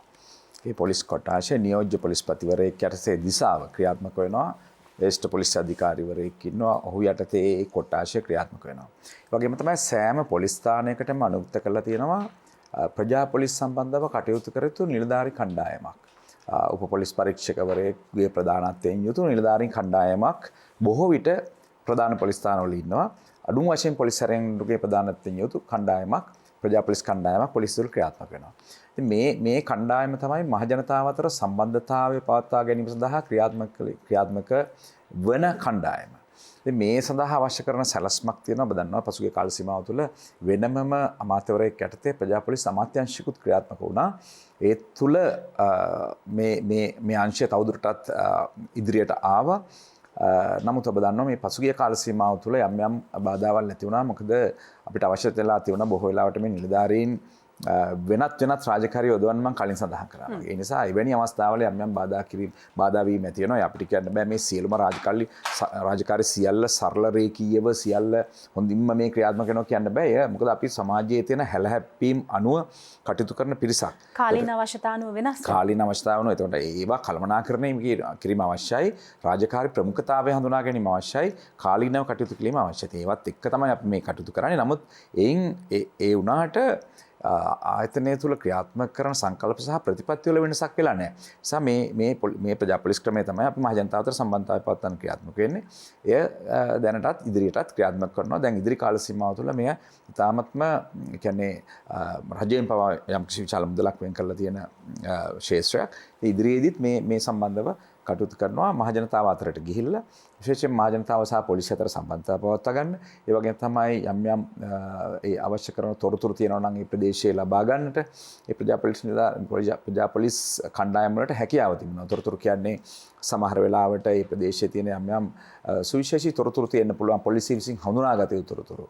ඒ හඳුනාගත යුතු තොරතුරු පොලිසිය විසින් මේ ප්‍රජා පොලිස් ක්‍රමවේදය හරහා අපිට ලබා ගැනීමේ හැකියාව තියෙනවා. ඒ වගේම තමයි සමහර වෙලාවට අපිට තියෙනවා සිතාසි අධිකරණයෙන් ලැබෙන සිතාසි ක්‍රියාත්මක කරන්නට අවශ්‍යතාවයන් තියෙනවා. සමහර විට වරින්තු ක්‍රියාත්මක කිරීම සම්බන්ධව කටයුතු තියෙනවා. ඒ වගේ මහ ජනතාව අතරට ගිහිල්ලා ක්ෂේත්‍රයට ගිහිල්ලා කටයුතු කිරීම සඳහා ඒ ක්‍රම ක්‍රියාත්මක වෙනවා. ඉතින් ඒ වගේම තමයි යම් කිසි ආකාරයක ඔබ දන්නවා විවිධ පැමිණිලි විභාග කිරීම තමයි නියෝජ්‍ය පොලිස්පතිතුමාත් කිව්වා වගේ ටිකක් පොලිසිය තියෙන සංකීර්ණ කාර්යභාරය. මොකද මහ ජනතාව බොහෝ වෙලාවට ඔවුන්ගේ ප්‍රශ්නය පිළිබඳව සමහර වෙලාවට නිසි හඳුනා ගැනීමකින් තොරව ඕනෑම ප්‍රශ්නයකට එන්නේ පොලිසියට ඇවිල්ලා ඔවුන් ඉදිරිපත් කරනවා. ඒ ඉදිරිපත් කරාට පස්සේ ඒ පොලිසියේ සීමාව පිළිබඳව සමහර විට අපි පැහැදිලි කරලා දුන්නත් පිළිගැනීමට යම් කිසි අකමැත්තකුත් තියෙනවා. එහෙම ප්‍රශ්නක් තියෙනවා. මොකද විවිධ පැමිණිලි අංශයේ ඒ වගේ විශාල පැමිණිලි ප්‍රමාණයක් දැන් අර මෙතුමා කිව්වා වගේ දැන් 119 දුරකථන ඇමතුම් ලැබෙනකොට මේක පාවිච්චි කරන අපරාධකාරයෝ ඔවුන්ගේ වාසියට. එහෙම අවස්ථාවල් තියෙනවා. දැන් උදාහරණයකට මම සරලම අපරාධයක් කියන්නම්. දැන් සරලවම දැන් අපි හිතමු නීති විරෝධී ලෙස ගස් කපලා ප්‍රවාහනය කරනවා කියලා කෙනෙක්. ඒත් මේ ප්‍රවාහනය කරන පුද්ගලයා යන මාර්ගයක් තියෙනවානේ. ඒ සමහරලාට එවැනි ඒ රථයක් යනකොට ඒ මාර්ගයේ පරීක්ෂා කිරීම සඳහා තව පුද්ගලෙක් මොටර් සයිකලයකින් ඉස්සරහින් යවනවා බලනවා පොලිසිය පාරේ ඉන්නවද කියලා. එහෙම පාරේ ඉන්නවා නම් සමහර වෙලාවට ඔවුන් මේ පුරුදු වෙලා ඉන්න උපක්‍රමයක් සමහරලාට පාවිච්චි කරන්නේ. දුරකථන ඇමතුමක් සමහරලාට ඔවුන් 119 දුරකථන ඇමතුමක් දීලා අර මාර්ගයේ ඉන්න ජංගම රථය හෝ වෙනස් මාර්ගයකට ඔදලා ඔවුන් ගමන් කරන උපක්‍රම. මේවා අපි පොලිසිය හඳුනාගෙන තියෙන. මුලින් අවස්ථාවල ඔවුන් කරා. නමුත් දැන් අපි ඒ සම්බන්ධව හඳුනා ගැනීමත් නේ හඳුනා ගැනීමත් එක්ක තමයි ක්‍රියාත්මක වෙන්නේ. මේකත් එක්ක මම අර තවත් මතක් කරලා ඔබට කියන්නම් මේ නියෝජ්‍ය පොලිස්පතිතුමා අහන ප්‍රශ්නයකටම සැබෑ අත්දැකීමක්. ගොඩක් තියෙනවා මේ වගේ. දැන් උදාහරණයකට බැහුවා මේ ප්‍රමාද වෙන්නේ ඇයි කියලා පණිවිඩයක් දුන්නා. දැන් ප්‍රමා සමහරලාට ප්‍රමාද වෙනවා. දැන් එක අවස්ථාවක් ආවා මට මතකයි මම එතන කාර්යභාර නිලධාරියා වශයෙන් වැඩ කරනකොට අපි පණිවිඩයක් දුන්නා ගල්ගමුව පොලිස් වසමේ යම්කිසි ස්ථානයකට. මොකද හැමතැනම ජංගම දුරකථන තියෙනවානේ. ඉතින් නමුත් අපිට නියමිත කාල සීමාව තුළ ඒකේ පිළිතුර ලැබුණේ නැහැ. ඊට පස්සේ ස්ථාපතිවරයාට කතා කරලා මම හිතන්නේ මම රාත්‍රී 12ට එකට වගේ නැවත ස්ථාපතිවරයා නැගිට්ටවල ඇහුවා මේ පණිවිඩය දුන්නා මේ තාම උත්තරයක් නැහැ කියලා. ඊට පස්සේ කිව්වා උත්තරයක් අපි ලබා දුන්නා අනිත් පහළ නිලධාරියට ලබා දීලා තිබුණේ මේ ස්ථානයේ හිටපු නමුත් කියලා තියෙන පිළිතුර තමයි අපිට දැනුම් දුන්නේ සර් ඒ පාරේ යන්න බෑ. ඒක අලිහින්නවා. රැට යන්න බෑ. මේ පණිවිඩය සඳහා අපිට යන්න පුළුවන් හෙට උදේ. මේ වෙලාවේ යවන්න බෑ. ඒ කියන්නේ නිලධාරීන්ට යන්න හැකියාවක් නැහැ. මොකද අනාරක්ෂිතයි. ඒ වගේ ප්‍රශ්නයක් තියෙනවා. එතකොට ඒ වගේ තියෙනවා. සමහරලාට දුරකථන ක්‍රියාත්මක වෙන නිසා පොලිසිය ඉඳලා ගොඩාක් ඈත සමහරට කන්ද වගේ ප්‍රදේශයේ කන්දක ඈතක දුරකථන නැමතුමක් දෙන්න පුළුවන්. නමුත් යන්න බෑ එක සැරේට. ඒක කාලය ගත වෙනවා. ඒ මම කතා කරපු කාරණෙන් අමතරව කතා කරමින් ඉන්නේ ශ්‍රී ලංකා පොලිසිය පිළිබඳව. ශ්‍රී ලංකා පොලිසිය ගැන කතා කරද්දී පොලිස් ඉතිහාසයේ මුලින්ම හිටියේ පොලිස් අධිකාරිවරයෙක්. පොලිස් අධිකාරිවරයෙකුට තමයි පොලිසිය වගකීම පැවරුණේ. ලංකාවේ මුලින්ම හිටපු පොලිස් අධිකාරිවරයා ශ්‍රී ලාංකිකයෙක් නෙමෙයි GWR කැම්බල් මහතා. ඉන් අනතුරුව තමයි මේ පොලිස්පති තනතුර නිර්මාණය වෙන්නේ. මුල්ම ශ්‍රී ලාංකික පොලිස්පතිවරයා ශ්‍රීමත් රිචඩ් අලුවිහාරේ මහතා මේ පොලිස් සතියේදී අපි එතුමාවත් විශේෂයෙන්ම මතක් කරන්න ඕනේ. නියෝජ්‍ය පොලිස්පතිතුමා මේ ශ්‍රී ලංකා පොලිසිය ගැන කතා කරද්දී අර මේ ලංකා පොලිසිය නිලධාරීන් අපිට අමතක කරන්න බෑ. අපි දන්නවා අපේ විවිධ වැඩසටහන් වලටත් සහභාගී වෙලා තිනවා. ලංකා පොලිස් දෙපාර්තමේන්තුව සතු ඉන්න බොහෝම දක්ෂ නිලධාරීන්. අපි දන්නවා මේ කවි ලියන නිලධාරීන් ඉන්නවා, දක්ෂ ගායකින් ඉන්නවා, ක්‍රීඩාවට දක්ෂ අය ඉන්නවා, අධ්‍යාපනයෙන් ඉහළට ගිය පුද්ගලයින් ඉන්නවා. මේ අය පොලිස් සේවයට සම්බන්ධ වුණාට පස්සේ ඔවුන්ගේ දක්ෂතාවයෙන් නැත්තම් අධ්‍යාපනයෙන් ඉහළට යන්න පොලිසිය ඇතුලේ පහසුකම තියෙනවද? හොඳලස ඇත්තටම ඉතාම හොඳ ප්‍රශ්නයක්. දැන් පොලිසියට නිලධාරීන් බදවාගෙනදී අපේ අවස්ථා හතරක් තියෙනවා. අපි මුලින්ම පොලිස් කොස්තාපල් රියදුරන් වශයෙන් බඳවා ගන්නවා. පිරිමි නිලධාරීන්. පොලිස් කොස්තාපල් වශයෙන් කාන්තා සහ පිරිමි දෙගොල්ලම බඳවා ගන්නවා. සාමාන්‍ය පෙළ. ඊළඟට අපි බඳවා ගන්නවා උප පොලිස් පරීක්ෂකවරුන් වශයෙන්. උසස් පෙළ සමත් නිලධාරීන්. ඊට අමතරව සහකාර පොලිස් අධිකාරී වශයෙන් ඍජුව බඳවන ඕන් උපාධිධාරී. මේ කැටගරිස් හතරෙන් නිලධාරීන් බඳවනවා. ඊට අමතරව අපේ තාක්ෂණික සේවයන් සපෝට් සර්විසස් වලට වෙනම බඳවනවා. ඉංජිනේරු, සැලසුම් ශිල්පී වගේ ඒවට අපි වෙනම බඳව ගන්නවා. ගොඩක් අය. පොලිසිය බඳවනවා අපි ඇත්තටම කියනවා මේ අපි සමහරලාවට දන්නේ මේ පොලිස් නිලධාරීන් මෙච්චර නිර්මාණශීලීද කියලා. අපි ශේෂ්ඨ රාජකාරී කරද්දී අපි ගොඩාක් ප්‍රදේශවලට රාජකාරී කරලා තියෙනවා. අපිට ඊටාම හිතන්න බැරි තරම් දක්ෂකම් තියෙන නිලධාරීන් අපිට හමු වෙලා තියෙනවා. විශේෂයෙන් IT පැත්තේ. තාක්ෂණයෙන් IT ෆීල්ඩ් එකේ තාම දක්ෂ පොලිස් කොස්තාවරුන්ට හම් වෙලා තියෙනවා. ප්‍රෝග්‍රෑම් ලියන කට්ටිය, හાર્ඩ්වෙයාර් සොෆ්ට්වෙයාර් ඕන තරම් වැඩ කරන්න පුළුවන් කට්ටිය ඉන්නවා.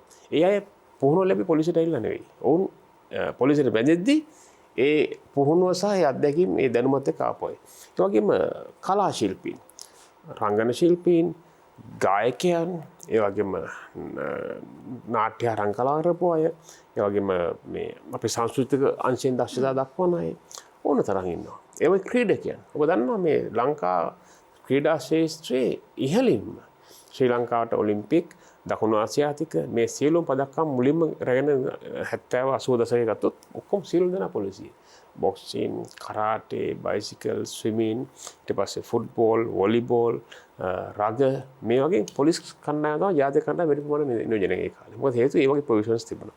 නමුත් පහුගිය කාලය තුල මේ ක්‍රීඩා අතින් පොලිසිය යම්කිසි ටිකක් කඩාවැටීමක් තියෙනවා. ඒකට හේතු තියෙනවා. මම දැන් කියන්නේ ඒක අවස්ථාවක් කරගන්නේ. නමුත් පොලිසියේ දරුවෙකුට අලුත් වෙන ආධුනිකයෙකුට මේ සඳහා ඕන තරම් විශේෂයෙන් ක්‍රීඩා වලට අවස්ථාව දෙනවා. ඔවුන්ගේ ඕනම දක්ෂතාවයක් ඉදිරියට ගෙන යන පොලිසිය අපි අවස්ථාව දෙනවා. අපි දැනට ජාතික පොලිස් අභ්‍යාස ආයතනය හරහා එහෙම නැත්නම් පොලිස් පුහුණුව ලැබීමේදී නැත්නම් ඉන් අනතුරුව අපේ තියෙන පුහුණුව ආයතන විතර පමණ නෙවෙයි ලංකාවේ තියෙන විශ්වවිද්‍යාලය, ඒ වගේම අනෙකුත් රජයේ සහ පෞද්ගලික ආයතන, ඒ වගේම විදේශීය මේ හැම මේ අධ්‍යාපන ආයතන වල අවස්ථාව ලබා දෙනවා.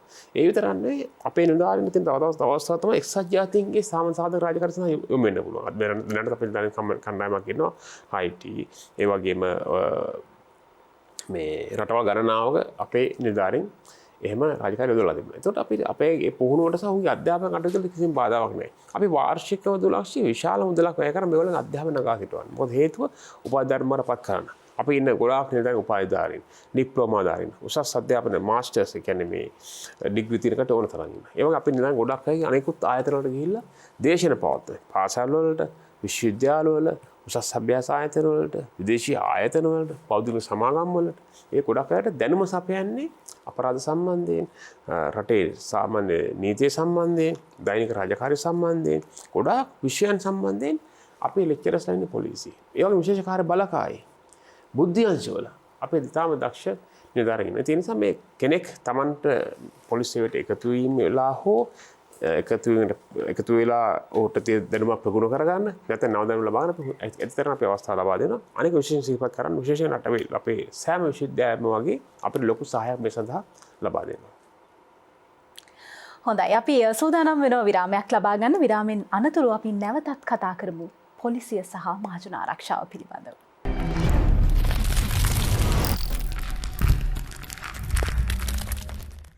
විරාමෙන් අනතුරුව ඔබ නැවතත් එකතු වෙනවා කාලාත්‍රේ කතා බහත් එක්ක. අද මාතෘකාව මහජන ආරක්ෂාව සහ පොලිසිය. අපි මේ මාතෘකාව අද තෝරගත්තේ පොලිස් සංවත්සර සතිය වෙනුවෙන්.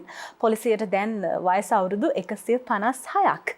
පොලිසිය ගැන කතා කරද්දී අපිට මේ පොලිසිය සම්බන්ධව අසුභවාදී ආකල්ප තියෙන ඕනෑතරම් පුද්ගලයන් මුණ ගැහෙනවා කියලා වැඩසටහන ආරම්භයේදී මම ඔබට කිව්වා. අපි අපේ වැඩසටහන තුල ඇත්ත කතා කරනවා. බොහෝ වෙලාවට අපි අපේ ප්‍රශ්න පෙළගැස්ම සකස් කරද්දී අපි නරඹන ප්‍රේක්ෂකයින්ගේ ප්‍රශ්න අරගෙන එනවා වැඩසටහන ඇතුළට. නියෝජ්‍ය පොලිස්පතිතුමනි, මාධ්‍ය අධ්‍යක්ෂතුමනි, පහුගිය කාලේ අපි දැක්කා මේ ජනමාධ්‍යවල ප්‍රසිද්ධ වුණු එක්තරා සමීක්ෂණයක නිල තොරතුරක් ට්‍රාන්ස්පේරන්සි ඉන්ටර්නැෂනල් ආයතනයේ ලංකාවේ දූෂිතම රාජ්‍ය ආයතනය පොලිසිය කියලා. ඒ වගේම අපි දන්නවා මේ පොලිසියට සම්බන්ධව බොහෝ චෝදනාත් තියෙනවා. පහුගිය කාලේ ඉන්ධන පෝලිම් වල ඇති වුණු යම් ගැටලු සම්බන්ධව ඒත් එක්කම යම් සිදුවීම් සම්බන්ධව බොහෝ චෝදනා තියෙනවා. මම කැමති ඒ දේවල් ගැන කතා කරන්න. මුලින්ම ඔබතුමාට තමයි මගේ ප්‍රශ්නය යොමු වෙන්නේ නියෝජ්‍ය පොලිස්පතිතුමනි. පොලිසිය එහෙම දූෂිත රාජ්‍ය ආයතනයක්ද? ඇත්තටම දුරක්ෂි මෙහෙමයි. අපි දැන් මේ ප්‍රශ්නේ අපි කතා කරන බොහොම ගැඹුරින් කතා කරන මාතෘකාව. මම දැක්ක අවස්ථා දෙකකදී ට්‍රාන්ස්පරන්සි ඉන්ටර්නැෂනල් එකට කලින් වෙනත් රාජ්‍ය නෝන සංවිධානයේ සර්වය එකක් කරා. ට්‍රේඩ් සර්ච් ආයතනය. කරලා මම දැක්ක ඒකේ රිසල්ට් එක මම දැක්කා. මම අවස්ථාවක ප්‍රශ්න කරා ඕගොල්ලෝ කොහොමද මේ කන්ක්ලූෂන්ස් වලට ආවේ? නිගමන වලට ආවේ කියලා මම ප්‍රශ්න කරා. මට ඒකේ පැහැදිලි දෙයක් තමයි මේගොල්ලෝ අපේ ස්ට්‍රෙන්ත් එක 80000ක් කියනකො 80000ක් ගැන යමක් කියද්දී අපි අඩු වශයෙන් මේ ප්‍රමාණ සාම්පල් එකක් ගන්න ඕන.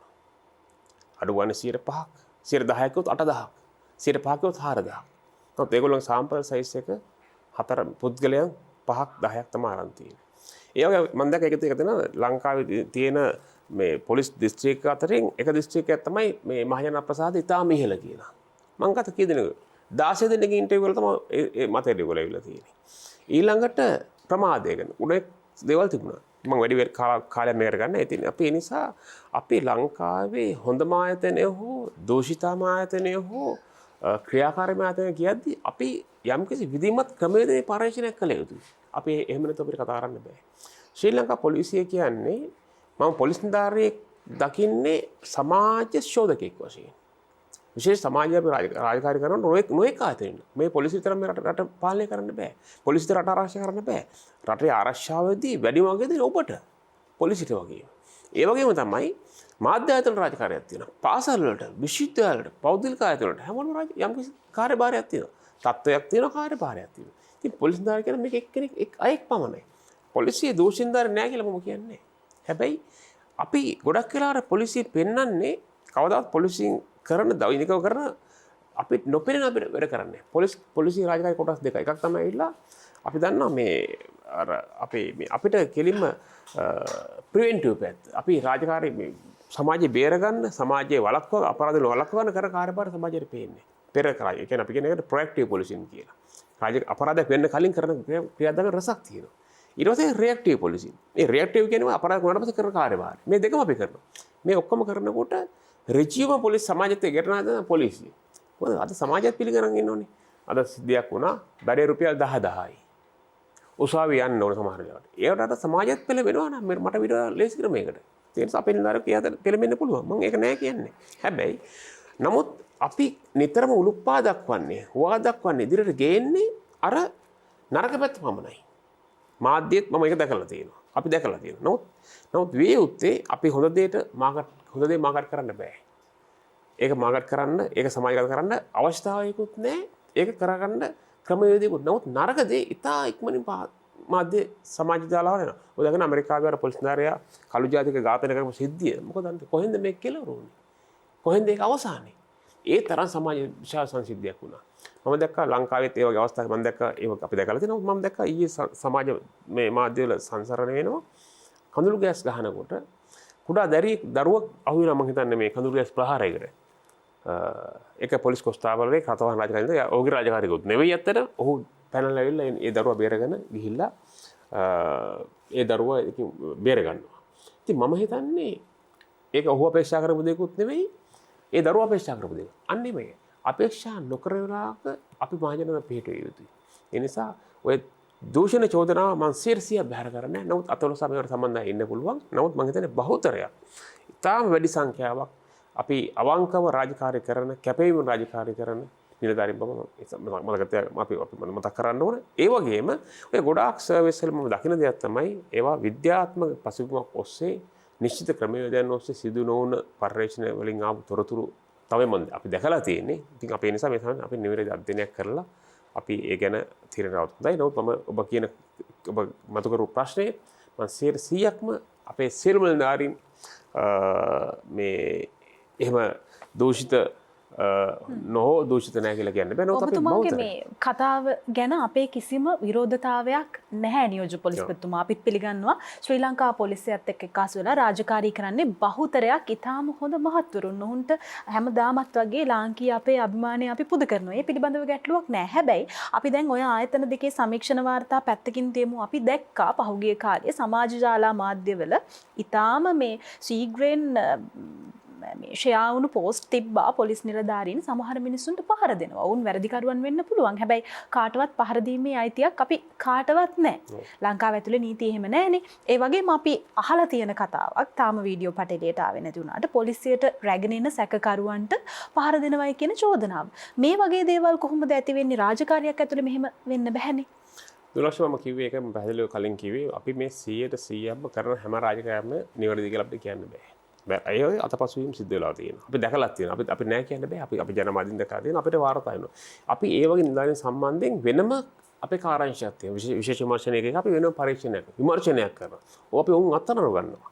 අපේ නිලධාරියෙක් වැරද්දක් මොකද අපි පොලිස්පතිතුමා හරි අපි හරි නිලධාරීන් උපදෙස් දෙන්න මිනිස්සුන් පහර දෙන්න, වෙඩි තියන්න, ඕන් අනිකරුණේ අත්අඩංගුවට ගන්න බෑ. නිදහස කාර්යය සීමා කරන්න බෑ. අපි විමර්ශනයක් කරත් කොයිතරම් අපරාධකාරයෙකු වුණත් ඔහු ඔප්පු වෙනද ඔහු සැකකාරයෙක් පමණයි. අපි ඒ ක්‍රමයේ දෙන්නේ. නමුත් අපි අපරාධ වළක්වන්න, ඒ වගේ අපරාධ කරුණු අල්ලන්න, ඒ වගේ ඩිටෙක්ෂන්, ඊට පස්සේ ප්‍රොසිකියුෂන් අධිකරණ කටයුතු විශාල කාර්යභාරයක්. ඉතින් මේ සමහරලාවට මේ වගේ සිද්ධි වුණාට පස්සේ වෙන ඒ සිද්ධියක් වුණොත් එහෙම ඒගොල්ලෝ ඒකට වන්දි කියනවා. නිලධාරීන් අත්අඩංගුවටපත් වෙනවා, රැකියාව අහිමි වෙනවා, බන්ධනාගාරගත වෙනවා. ඔවුන් විරුද්ධ ක්‍රියාත්මක වෙනවා. එහෙම අවස්ථා නැත්නම් එහෙම අවස්ථා තියෙනවා. එහෙම අවස්ථා තියෙනවා. එහෙම තිබුණ අවස්ථා හැම එකකටම අපි පොලිසියක් වශයෙන් මහජනතාවගේ පැත්තේ ඉඳගෙන ඔවුන්ගේ ගැටලු කන් දීලා අපි අවශ්‍ය දේවල් කරන්න තියෙනවා. මොකද එහෙම අවස්ථා අපිට බැහැර කරන්න බෑ. අපි දන්නවා නියෝජ්‍ය පොලිස්පතිතුමා දැන් අපි හැමෝම සාමාන්‍ය මිනිසුන් නිල ඇඳුමක් ඇඳගෙන හිටියට ඔබත් මමත් අපි සාමාන්‍ය මිනිසුන්. ඒ නිසා අපිට සාමාන්‍ය මිනිහෙක්ගේ සංවේදනා සියල්ලම තියෙනවා. කෝපය, දුක මේ ආදී වශයෙන්. සාමාන්‍යයෙන් නිලධාරියෙක් රාජකාරී වෙලාවදී ඉක්මන් කෝපය හෝ ඒ වගේ හැඟීමක් නැත්නම් ගැටලුවක් නිසා කලහකාරී වුණොත් ඒ වගේ කෙනෙක්ගේ මනෝභාවයන් වෙනුවෙන් උපදේශන කටයුතු නැත්නම් ඔවුන්ගේ මේ කෝපය වෙනුවෙන් අවශ්‍ය උපදේශන එහෙම මේ රාජකාරීමේ වශයෙන් සිද්ධ වෙනවද පොලිසිය ඇතුලේ? ඇත්තටම දුලක්ෂේ මේ ඔබ කිව්වා වගේ අපි කවුරුත් මේ සමාජයෙන් මේ රැකියාව වලට ආපු සාමාන්‍ය මිනිස්සු. අපි කවුරුත් විශේෂ පුද්ගලයන් නෙවෙයි. යුනිෆෝම් එකෙන් කවුරුත් ඉපදුන්නේ ඔබ වගේ අපි කවුරුත් මේ සාමාන්‍ය පරිසරයක් මිනිස්සු. ඒතකොට මේ තියෙන දුක, වේදනාව, කේන්ති අපි ඔක්කොම දැනෙනවා. හැබැයි අපි විශේෂයෙන් පොලිස් නාරීන් කුණාර පරිශෝචනයෙන් බැන්නයි කියලා, එහෙම නැත්නම් ඇඟිල්ල දික් කරයි කියලා, කෑ ගැහුවයි කියලා අපේ අය එහෙම කෝප වෙන්නේ. අපි ගොඩක් අයට උපදෙස් දෙනවා. ඒවා අපි ඒගොල්ලෝ පුහුණු කරනවා ඒක. ඔබ දකින්නදී මේ වගේ දවස්වල මේ ඔය අරගල තිබුණු පහුගිය සමයේදී නිලධාරී මේ පුද්ගලයන් දෙන කැල්ලා පොලිස් කොස්තාපරේවට ඔහුගේ ඇඟිල්ල මූණේ තියාගෙන ඔහුගේ මවපා මතක් කරමින් පරුෂ වචනෙන් බයනවාද? එනිදර මොකක් කරන්නේ? අහගෙන ඉන්නවා. තමන්ගේ මව තමන්ගේ මේවා සියල්ලම පහලට දාලා ඒ තත්ත්වයට පත් කරද්දී ඔහු ඒ ඉවසීම ඉවසන්නේ මේ නිලධාරීව නිසා. නමුත් හැම නිලධාරියෙම මේ ඉවසයි කියලා ඉවසනවා කියලා මම කියන්නේ. නමුත් හැම නිලධාරියෙම එහෙම විය යුතුයි. මොකද අපි පුරුදු කරලා තියෙන ඒවා. ඒ නිසා ඔවුන්ට උපදේශන සේවාවන්, ඒ උපදේශන සම්බන්ධයෙන් දේශන, ඒ වගේම මේ කවුන්සලින්, ඒ කියන්නේ කවුන්සලින් කියන්නේ උපදේශන සම්බන්ධයෙන් පූර්ණ පාඨමාලා, ඒ වගේම ශ්‍රී ජාතක විශ්වවිද්‍යාලයේ ජාතික පොලිස් අභ්‍යාස ආයතනය, කොළඹ විශ්වවිද්‍යාලය අපි ගොඩාක් පාඨමාලා කරා. ඊට පස්සේ අපි උපදේශ පන්තිවල ලබා දෙනවා. ඉහළ ධර්මයව ලබා දෙනවා. නමුත් ඇතම් අවස්ථාවල කොච්චර ලබා දුන්නත් ආරෝග්‍ය සිද්ධ වෙනකොට ඒකට බලපාන්නේ විශේෂයෙන් පුහුණුවට වඩා ඔහු ඉපදුන, ඔහු හැදුණු වැඩුණ ඔහුගේ පරිසරය. සමහර දේවල් වෙනස් කරන්න බැරි දේවල් තියෙනවා. අපි ඒ අයට විරුද්ධව නීති ක්‍රියාත්මක කළ යුතුයි. අපි එකම අභිලාෂය මහ ජනතාව පීඩාවටපත් කිරීමනේ මහ ජනතාව ආරක්ෂා කිරීම. අපි දැන් the police with the people. අපි concept එක ඇවිල්ලා with the people. ඒ කියන්නේ මහජනයා සමග මහජනයා කැටුවේ යනවා. නැත්නම් මහජනයා අයින් කරලා ඔවුන් තලාපෙළන ආයතනනේ පොලිසිය කියන්නේ. ඒ නිසා යම් යම් අඩුපාඩු තිබුණොත් අපි ඒවා නිරෝධ කරගත යුතු වෙනවා ඉදිරියේදී. මාධ්‍ය අධ්‍යක්ෂතුමා මේ පහුගිය කාලේ අපේ රටේ බොහොම දීර්ඝ මේ තෙල් පෝලිං තිබ්බනේ. තෙල් පෝලිමේ රාජකාරී නියුක්ත වෙලා හිටිය පොලිස් නිලධාරීන්. මේ පිළිබඳව අපේ ප්‍රශ්නයක් නැහැ. ඔවුන්ගේ රාජකාරිය ඉටු කරා. හැබැයි තෙල් පෝලිමේ හිටපු නිලධාරීන්ට චෝදනා රාශියක් තිබ්බා. තෙල් පෝලිමේ විතරක් නෙමෙයි ඉන්පසු මේ ටෝකන් ලබා දීමේ ක්‍රියාවලියේදී චෝදනා තිබ්බා. සමහරු කිව්වා අල්ලස් ගත්තා. සමහරු කිව්වා ටෝකන් මාරු කරලා හිතවතුන්ට ඉන්ධන ලබා දුන්නා. මේ සම්බන්ධව පොලිසිය සොයා බැලීමක් කරාද?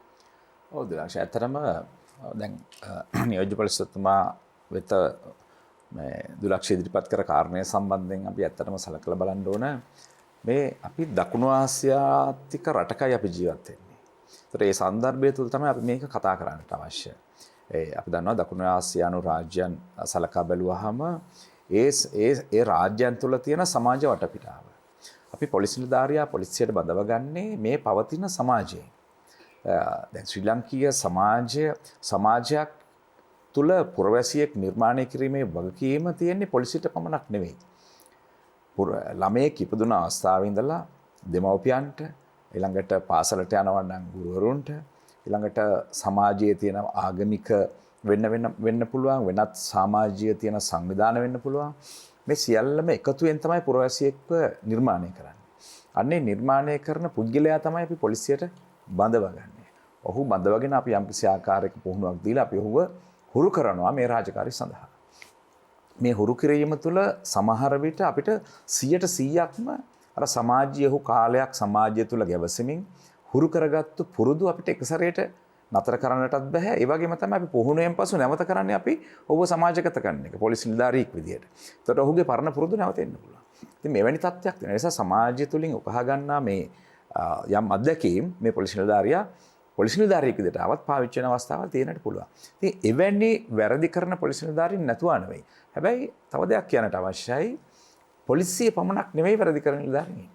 සමස්තයක් විදිහට ගත්තාම රටේ බොහෝ ආයතන වෙන්න පුළුවන්. ඒක රජය වෙන්න පුළුවන්, පෞද්ගලික වෙන්න පුළුවන්. මේ ඔහා ආයතනවල මේක තියෙනවා.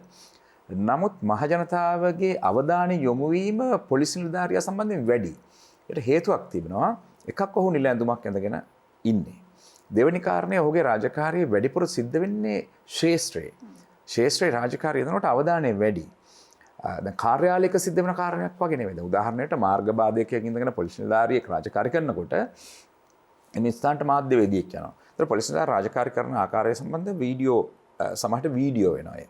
වීඩියෝ ගත කරනවා. සහ දැන් හැමෝගේ මතේ කැමරා සහිත දුරකථන තියෙනවා. ඒ නිසා හැම කෙනෙක්ම වාර්තාකාරයෙක් වෙනවා. ඒ නිසා සමහර අවස්ථා සමාජ මාධ්‍යත් ප්‍රබලයි. සමාජ මාධ්‍ය ප්‍රබලයි. ඒ නිසා සමහරලාට දැන් අපි දැකලා තියෙනවා රථවාහන වරදකට පුද්ගලයෙක් නතර කරාම ඔහු සැබෑ ලෙසම වරදක් කරනවා. ඔහු වරදක් කළා පොලිස් නිලධාරියාට ජංගම රථයේ ජංගම දුරකථනයේ වීඩියෝව ඔන් කරගෙන ඔහු යම්කිසි ප්‍රකාශයක් කරනවා. ඒ ප්‍රකාශය ඔහු කරන්නේ ඔහුට වාසි වෙන විදිහට. ඔහු වරද්දක් නොකර ආකාරයට පොලිස් නිලධාරියා වරද්දක් කරපු ආකාරයට ඔහු වීඩියෝ ගත කළා. ඔහු විසින්ම කියන පොලිස් නිලධාරියා මේ සම්බන්ධයෙන් උත්තර දෙන්න යන්නේ නැහැ. උත්තර දෙන්න යෑමේ ප්‍රශ්නයක් ඇති වෙන නිසා ඔහු නිශ්ශබ්දව ඉන්නවා. නමුත් ඔහු කරන්නේ ඔහු ඒක වීඩියෝ කරලා ඔහුට අවශ්‍ය විදිහට මේක සකස් කරගෙන ඔහු සමාජ මාධ්‍ය වලට යවනවා. යවුවට පස්සේ මේ බලන මිනිස්සු හිතනවා මේ තමයි ඇත්ත කතාව කියලා. නමුත් ඇත්ත කතාව නෙමෙයි මේක එඩිට් කරපු වීඩියෝවක්. සැබෑ ස්ථිතිය නෙමෙයි පරීක්ෂා කරලා බලනකොට. ඉතින් බොරු කොටස දාන්නෙත් නෑ. ඔහුට වාසි කොටස දාන්නේ නෑ. දැන් එඩිට් කරන්නත් පුළුවන්. ඔහු මාර්ගය ගමන් කරනකොට ඔහු කරපු වරද වීඩියෝ වෙලා නෑනේ. වරද සම්බන්ධයෙන් අදාළ පොලිසිය නතර කරාම තමයි තියෙන්නේ. වීඩියෝ එක පටන් ගන්න. ඉතින් මේ වගේ තත්ත්වයන් තියෙනවා. ඉතින් මේ නිසා මෙවැනි වැරදි ප්‍රතිරූප ගොඩක් නිර්මාණය වෙනවා. ඒට හේතුව තමයි සමාජය අපිට නිතරම පොලිසියලාට සිද්ධ වෙන්නේ මහජනතාවට මේක කරන්න එපා කියලා කියන්නේ. එක්කෝ යම් කිසි දෙයක් කරන්න කියලා කියන්නේ. නැතිනම් ඒ කියන්නේ නියෝගයක් උපදෙසක් වගේ දෙයක් දෙන්න. සමහරවිට මහජන දැන් පුද්ගලයෙකුට සාමාන්‍ය පිළිගැනීම තමයි මිනිසෙකුට හැම මිනිසෙකුටම තමන් මිනිහෙක්. තමන් විශ්වාස කරන දේ තමයි නිවැරදි කියලා හැමතිස්සෙම හිතන්නේ කොයිතරම් වැරදි විදිහට හේතුවද. සමහරවිට තමන් හිතන විදිය වැරදි. නමුත් අපි එහෙදි සිද්ධ වෙනවා පොලිසියට මේක කියලා දෙන්න. මෙන්න මේක මෙහෙමයි වෙන්න ඕනේ කියලා. උතර නතර කරන්න එපා ඔය වාහනේ අයින් කරන්න. සමහරවිට ඔය එකට අකමැති. ඒ ගිහිලා කියන පොලිසියට දෙන උපදෙසට අකමැති. කොස්තාපල් වල එහෙම කියනකොට කැමති නැහැ. ඇයි අපි අයින් කරන්නේ? නීති රීති බොහෝ දේවල් මේ වගේ. දැන් පොලිසියකට විවිධ පැමිණිලි අංශයට පාර්ශ්වයන් දෙකක් එනවා.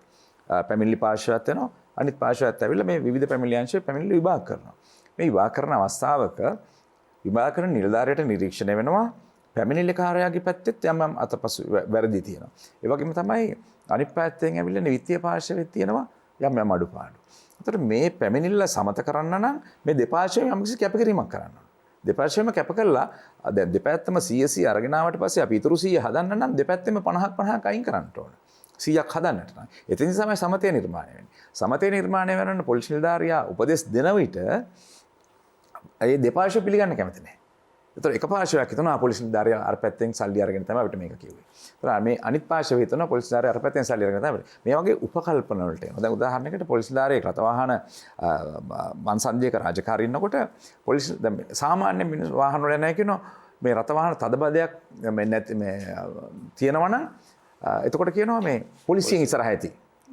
එහෙම තමයි කියන්නේ. බොහොම ප්‍රසිද්ධ කතාවක්. ඊට පස්සේ ප්‍රසිද්ධ කතාවක්. එතකොට සමහර වෙලාවට කියනවා මෙච්චර මේ පාර හිරවෙන්න පොලිසියෙන් නැද්ද? එහෙමත් අහනවා සමහර කොටස. සමහර කොටසක් කියනවා පොලිසියෙන් ඇති. ඒ අර කතාව සමාජය තුළ නිකන් කියන්නම් වාලේ කියන කරුණ. ඉතින් ඒ තුලත් යම් කිසි හානියක් සිද්ධ වෙනවා සමාජය තුළ පොලිස් නිලධාරියෙකු ප්‍රතිරූපයට. හේතුව තමයි අර එපා කියන්න කියන දේවල්, නියෝග දෙන්න තියෙන දේවල්, උපදෙස් තියෙන දේවල් අත්අඩංගුවට ගන්න, අධිකරණයට ඉදිරිපත් කරන්න. මෙන්න මේ වගේ ක්‍රියාවලියක්නේ පොලිසියට තියෙන්නේ. අපරාධකරුවෙක් හෝ කවුරුන්නෝ දැන් තරුණයෙක් යතුරුපැදියක ගමන් කරනවා වැරදි. තමයි හිස් ඇසුමක් නැහැ. එක්ක වේගය වැඩි. ඉතින් නතර කරලා අවවාදයක් උපසදන ඕක කැමති නැහැ. ඒ ඔහු නිතරම ඒ නිසා පොලිසිය සම්බන්ධයෙන් ඔහු යම්කිසි වෛරයක් මක්කව ඇති කර ගන්නවා. ඒ නිසා පොලිස් නිලධාරියට සමච්චල් කරලා ඔහු යම්කිසි සතුටක් වින්දනයක් ලබනවා. මොකද ඔහු ලබපු අත්දැකීමට ප්‍රතිචාර දැක්වීමක් වශයෙන්. ඉතින් මෙන්න මේ වගේ තත්ත්වයන් තුළ සමාජයේ මේ පොලිස් නිලධාරියා තුළ මෙහෙම ප්‍රතිරූපයක් නිර්මාණය වෙලා තියෙනවා. ඒ නිසා ඒ වගේම තමයි මම කිව්වා වගේ ශේෂ්ත්‍රීය රාජකාරී කිරීම නිසා අත්දැකීම් වැඩි. කාර්යාලයක් තුළ දැන් උදාහරණයකට බැංකුවක නැත්නම් වෙනත් කාර්යාලයකට යන පුද්ගලයෙක් එතන යම්කිසි අඩුපාඩුවක් සිද්ධ වුණාට ඔහු ජංගම දුරකථනය විවෘත කරගෙන ඒ කාර්යාලය ඇතුලේ වීඩියෝ කරන්නේ නැහැ. නමුත් මාර්ගවාදකේ ඉන්න පොලිස් කොස්තාපල්වරයා හෝ සැරෙන්වරයාගේ කාර්යභාරය වීඩියෝ ගත කරනවා. නමුත් කාර්යාලය තුල ඒ අවස්ථාව ලැබෙන්නේ නැහැ. ඒ නිසා සමාජගත වීම වැඩි අර අඩුපාඩු තියෙනවා කියන එක. මොකද හැමතැනම තියෙනවා. හැම පුද්ගලයන්ගම තියෙනවා. නම් මම කියන්නේ පොලිස් නිලධාරියෙක් 100%ක්ම මේ සියල්ලම නිවැරදිව අර කලින් කිව්වා වගේ පරමාදර්ශී ආයතනයක් කියන එක. නමුත් අපිට පරමාදර්ශී පුද්ගලයෝ හෝ පරමාදර්ශී සමාජ පරමාදර්ශී ආයතන අපිට හොයාගන්නට නැහැ සමාජයේ. හැබැයි මේ මාධ්‍ය අධ්‍යක්ෂතුමා ඕකේ අනිත් පැත්තත් වෙනවානේ. අපි දකිනවා සමහර වෙලාවට පොලිසිය බාරේ ඉන්නේ සැකකරුවන්නේ චූදිතෙන් ඉන්නේ නැහැනේ. අපි දකිනවා සැකකරුවන් ලබා දෙන කට උත්තරය හවස ප්‍රවෘත්ති ප්‍රකාශය තුළ මේ මාධ්‍ය හරහා ප්‍රචලිත වෙනවා. සාමාන්‍යයෙන් එහෙම සැකකරුවෙකුගේ කටයුත්තක් මේ කට උත්තරයක් අපිට මේ මාධ්‍ය ප්‍රචාරය කරන්න බැහැනේ. හැබැයි එහෙම වෙනවා ලංකාවේ පොලිස් ස්ථානවල. එතකොට එහෙම වෙන්නේ කොහොමද? ඔව් දැන් සැකකරු මෙහෙමයි ඒ සිද්ධ වෙන්නේ. ඒ සැකකරුවෙක් දෙන ප්‍රකාශයක් පොලිසිය විසින් මම මේ මාධ්‍ය ප්‍රකාශකවරයා. දැන් කිසිම අවස්ථාවක සැකකරුවෙකුගේ ප්‍රකාශයක් අපි මාධ්‍යට දෙන්නේ නැහැ. අපි මාධ්‍යට නිකුත් කළත් නැහැ, නිකුත් කරන්නෙත් නැහැ. හැබැයි සැකකරුවාගේ ප්‍රකාශයේ තියෙන තොරතුරු අපි අධිකරණයට වාර්තා කරනවා බී වාර්තාවකින්. බී වාර්තාවක් අධිකරණයට ගොස් අධිකරණයේ ලියාපදිංචි කරාට පස්සේ එය ප්‍රසිද්ධ ලේඛනයක් බවට පත් වෙනවා. එහි තියෙන තොරතුරු මාධ්‍යට ලබා ගැනීම හැකියාව තියෙනවා. එතකොට මාධ්‍ය වාර්තා කරන්නේ බී වාර්තාවේ තියෙන තොරතුර පොලිසිය වාර්තා කරා කියලා තමයි වාර්තා කරන්නේ. හැබැයි අපි දකිනවානේ පොලිස් ස්ථානාධිපතිවරයාගේ කාර්යාලයේ ජනේලකින් හරි එල්ලලා මේ ජංගම දුරකථනයෙන් හරි දර්ශන පට ලබාගෙන සමහර වෙලාවට මේ ප්‍රචාරය කරන අවස්ථා තියෙනවා. ඒ තියෙනවා. ඒට හේතුව තමයි ඔබ කියනවා වගේ මාධ්‍යවල බොහෝ වෙලාවට මාධ්‍යකරුවන් ඒ සම්බන්ධව නොදැනුවත්. මොකද මාධ්‍යවල නිර්මාණය වෙන්නේ තරංකාරීත්වය. මේ සඳහා පොලිස් දෙපාර්තමේන්තුව පාර්ශවයෙන් නියාමනාචාර ධර්ම නැද්ද? මාධ්‍යයේ නම් නියාමනාචාර ධර්ම තියෙනවා සමහරව ඒවා භාවිතා නොකළට. ඔව් හරි. දැන් නියාමනාචාර ධර්ම තියෙනවා තමයි. මෙහෙමයි.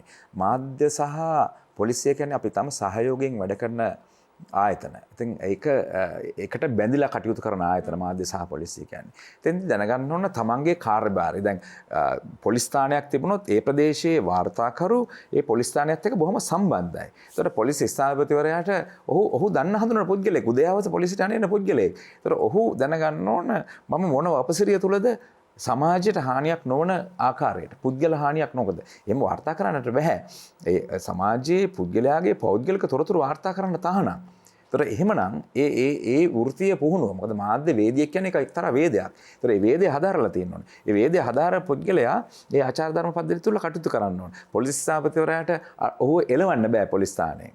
එහෙම ප්‍රායෝගිකව ගත්තොත් ඒක තමයි ප්‍රායෝගික තත්ත්වය. ඒතර ඔහු දැනගන්නට ඕන වාර්තා කළ යුත්තේ මොකද්ද? නොකළ යුත්තේ මොකද්ද? ඒ වගේම තමයි ප්‍රචාරය කළ යුත්තේ මොකද්ද? නොකළ යුත්තේ මොකද්ද කියන කාරණය. අපිට මේ වගේ ලොකු මොකද පොලිස් ස්ථානය කියන්නේ මහජනතාවගේ අවසන ස්ථානයක්. ඒවා සියල්ලම සොයා බලා කටයුතු කිරීමේ හැකියාවක් නැහැ. ඔහුගේ කාර්යභාරය හොඳින් කිරීම තමයි අවශ්‍ය. දැන් උදාහරණයකට මම දැකලා තියෙනවා කොට්ටාශ බාර නිලධාරියෙක් විදිහට කටයුතු කරනකොට අපි අපරාධකාරයෙක් අත්අඩංගුවට ගන්න සහ සොයා අපරාධ ස්ථානයක අපරාධකරුවෙක් සොයා බලන්න ඔබ දන්නවා නිලසුනකව භාවිතා කරනවා අපි. මේ නිලසුනක කියන්නේ සතෙක්.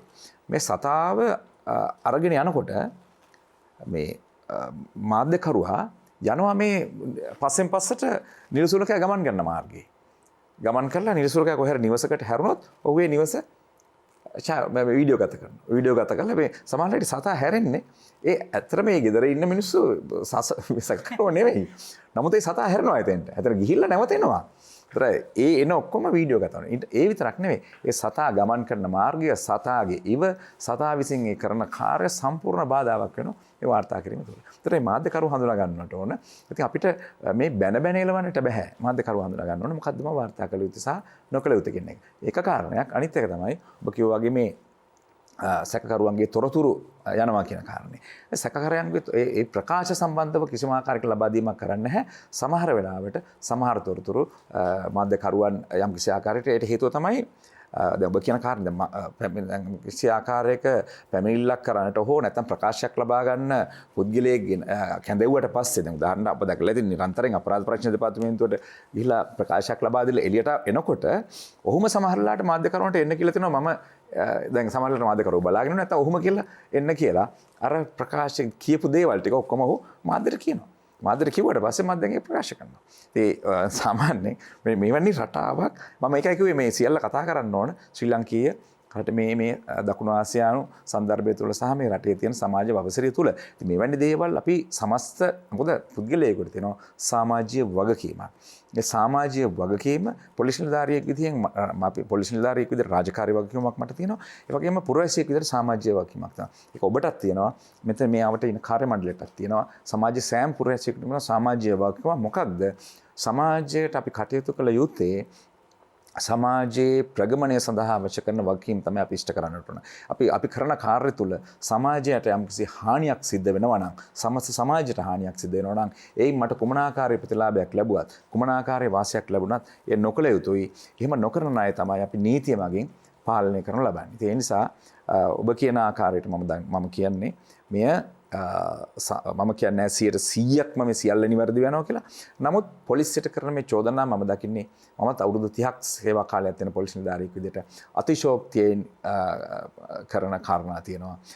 ඒ නිසා ඒ වගේම තමයි සමාජය තුළ පරමාදර්ශී ආයතන හෝ පරමාදර්ශී පුද්ගලයන් අපිට දකින්නට නැහැ. පොලිසිය ඒ චෝදනා යම් අඩුපාඩු වලට චෝදනා වැඩිපුර කතා කරාට පොලිස් නිලධාරියෙක් විදිහට මම දන්නවා පොලිසිය කරන කාර්යභාරය අසීමිත කාර්යභාරයක් මේ සමාජයේ ස්ථාවරභාවය නීතිය සහ සාමය රකින්නට අවශ්‍ය කරන අති විශාල කාර්යභාරයක් දවසේ පැය 24 පුරාම සතිය පුරාම ක්‍රියාත්මක කරනවා. පොලිසිය කියන්නේ රජයේ ආයතනයක්. රජයේ ආයතනවල මේ ලිපිලේඛනවල ආරක්ෂාව සම්බන්ධව කවදත් ගැටලු තිබ්බා. අපි අපේ වැඩසටහන තුලත් ඒ පිළිබඳව ඕනතරම් කතා කරලා තියෙනවා.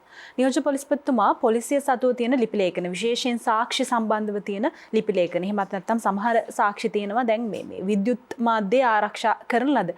මේ දේවල් සුරක්ෂිතව තබා ගැනීමේ පහසුකම් පොලිසිය සතුව තියෙනවද? මම එහෙම අහන්නේ පහුගිය කාලේ මාධ්‍යයේ ඕනතරම් වාර්තා වුණා පොලිසිය සතුව තිබ්බ සාක්ෂි ලේඛන ස්ථානගත වීම ඒවාට හානි සිදුවීම සම්බන්ධව.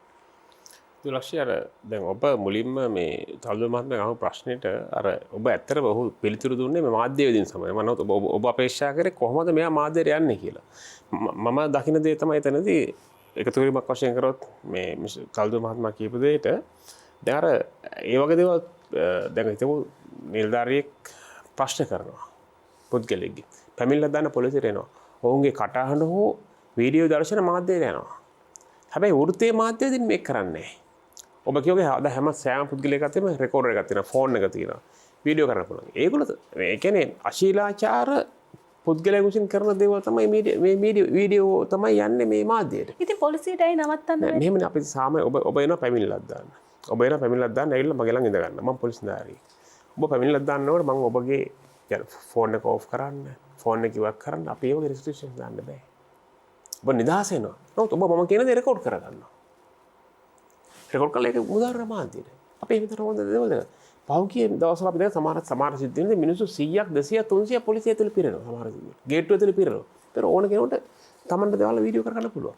ඒතර වෘත්තීය මාධ්‍යයෙන් දින්න වඩා මේ දේ සිද්ධ වෙන්නේ සාමාන්‍ය මේ අපරාධකරු උදව් කරන කට්ටියකින්, අපරාධකරුවන්ගේ කොටස්කරුවන්ගෙන්. එහෙම නැත්නම් උන්ට සහාය දක්වන අය තමයි වෙන්නේ. දැන් පොලිසියත් එක්ක ගැටලුවක් තියෙනවා. ඒ නිසා ඒ වගේ අවස්ථා දෙකලා තියෙනවා. ඒවා වෙනවා. නමුත් ඒක පොලිසිය ඇත්තට මීට වඩා පාලනයක් අවශ්‍යයි. නමුත් ඒ පාලනය අපි මහ ජනතාවගේත් වගේමක් තියෙනවා. ඒකත් අපි ඉෂ්ට වෙන්න ඕන. ස්වයං පාලනය සම්බන්ධව. ඔව් ඒ කියන්නේ සියලුම පුද්ගලයන්ගේ අන්න ඕනේ අවබෝධයෙන් කරගත යුතු කාර්යයක් කියලා මම දකිනවා. ලේඛන ගතකට පස්සේ පොලිසියට සාමාන්‍යයෙන් ඔබ කිව්වා වගේ දැන් අපි දෙන ප්‍රකාශයක් පැමිණිල්ලක් ඒ කිසිම දෙයක් ඔවුන් මාධ්‍යයට නිදහස් කරන්න බෑ. ඒවා වෙලා සුරක්ෂිත ලේඛන. පොලිසිය තතු ලේඛන අපි ලියන තොරතුරු පොත් තියෙනවා. අපි ලියන සටහන් පොත් වර්ග කීපයක් තියෙනවා. මේ සෑම දෙයක්ම අපි අලුත් පවත්නා නීති රීති අනුව මේවා ආරක්ෂා කරනවා. අවුරුදු 5, 10, 15, 20 අපි ආරක්ෂා කරන පොත. නඩුවක් තියෙන දේවල් අපි සංරක්ෂණය කරනවා. ඒ කිසිම දෙයක් විනාශ වෙන්නේ නැහැ. අපේ තියෙන පොත් ගබඩාව තියෙන පොත් කාමර තියෙනවා. අපේ ලේඛනාගාර තියෙන විශේෂයෙන්ම අපේ ප්‍රධාන ආයතන අපි කියමු මද්ද්‍රව්‍ය නාශක දිසාව, ඒ වගේම අපරාධ පරීක්ෂණ දෙපාර්තමේන්තුව, ඒ වගේම අපරාධ ලේඛනාගාරය, ඒ වගේම CRD කියන්නේ අපේ අපරාධ වාර්තා කොට්ටාශ අපි ඕනත ඇගිරි සටහන්, ඡායාරූප, ක්‍රමවිධි, නැති වූ සහ හමු මිනිස් සිරුරු, මල සිරුරු සම්බන්ධයෙන් තොරතුරු මේ හැමදේම අපි ළඟ තියෙනවා. මේ ලේඛන ගබඩාගෙන පසුව සියල්ලම අපිට තියෙනවා. අපි ඒවා සුරක්ෂිත ගබඩා කරලා තියෙනවා. ඒ වගේම තමයි මේ නම් ඊට අමතරව අපි අර තාක්ෂණය ඔස්සේ නවීන ක්‍රමවේදයන් ඔස්සේ මේ දත්ත එක්රැස් කිරීම ක්‍රමවේද අපි දැනට කරනවා. අපි ළඟ තියෙන තොරතුරු ප්‍රසිද්ධ ලේඛන බවට පත් වෙන්නේ අපි බී වාර්තාවම අධිකරණ ඉදිරිපත් කරලා පස්සේ. ඒත් ඒක ඒ දක්වා ඒ තොරතුරු උදාහරණයක්. නමුත් එකම දේ අධිකරණ යමක් මුදාහැරුවට පස්සේ ඒක තොරතුරු දැනගැනීමේ පනත අනුව මහජන තොරතුරු ලබා ගන්න පුළුවන්. ඒක බී වාර්තාවකින් පස්සේ. හැබැයි ඒක පිටත් සමාජයට ගලාගෙන යන්නේ මාධ්‍ය වලින් ප්‍රකාශ වෙන්නේ මේක පොලිසිය ලබාගත් දෙයක්. ඒ අවස්ථාවත් ඒ වගේ දේකුත් අපි දකිනවා. කාලත්‍රේ කතාබහ තුළින් අද අපි කතා කරේ මහජන ආරක්ෂාව සහ පොලිසිය පිළිබඳව. මේ ගැන බොහෝ තොරතුරු අද අපි කතා කරා. දැන් අපිට සාකච්ඡාවේ සමාප්තිය සටහන් කරන්න කාල වේලාව ඇවිත්. අද අපේ සාකච්ඡාවත් එක්ක එකතු වුණා ජාතික පොලිස් අභ්‍යාස ආයතනයේ විධායක අධ්‍යක්ෂ නියෝජ්‍ය පොලිස්පති සජීව මැදවත්ත මහතා. ඒත් සමගින් අද සාකච්ඡාවත් එක්ක එකතු වුණා පොලිස් මාධ්‍ය අධ්‍යක්ෂ සහ පොලිස් මාධ්‍ය ප්‍රකාශක ජ්‍යෙෂ්ඨ පොලිස් අධිකාරී නීතිඥ නිහාල් තල්දුව මහතා. දෙදෙනාටම බොහොම ස්තුතියි. ආයුබෝවන්. හිතවතුනි වැඩසටහන ආරම්භ කරද්දී මම ඔබට කිව්වා පොලිසිය ගැන ඔබේ හිතේ තියෙන ආකල්පය සාකච්ඡාව අවසානයේ වෙනස් වෙන්න පුළුවන් කියලා. දැන් ඒ වෙනස ඔබේ හිතේ සිද්ධ වෙලා ඇති. අපි හැමෝගෙම ජීවිතය රාජකාරිය නැත්තම් රැකියාවත් එක්ක වෙනස් වෙනවා. හැබැයි අපි හැමෝම මිනිස්සු. මිනිස්සු අතින් වැරදි වෙන්න පුළුවන්. අපි හැමෝම සංවේදනා රාශියක් එක්ක ඉන්නේ. ඒ අතර තරහව, දුක, ශෝකය මේ හැම දෙයක්ම තියෙන්නට පුළුවන්.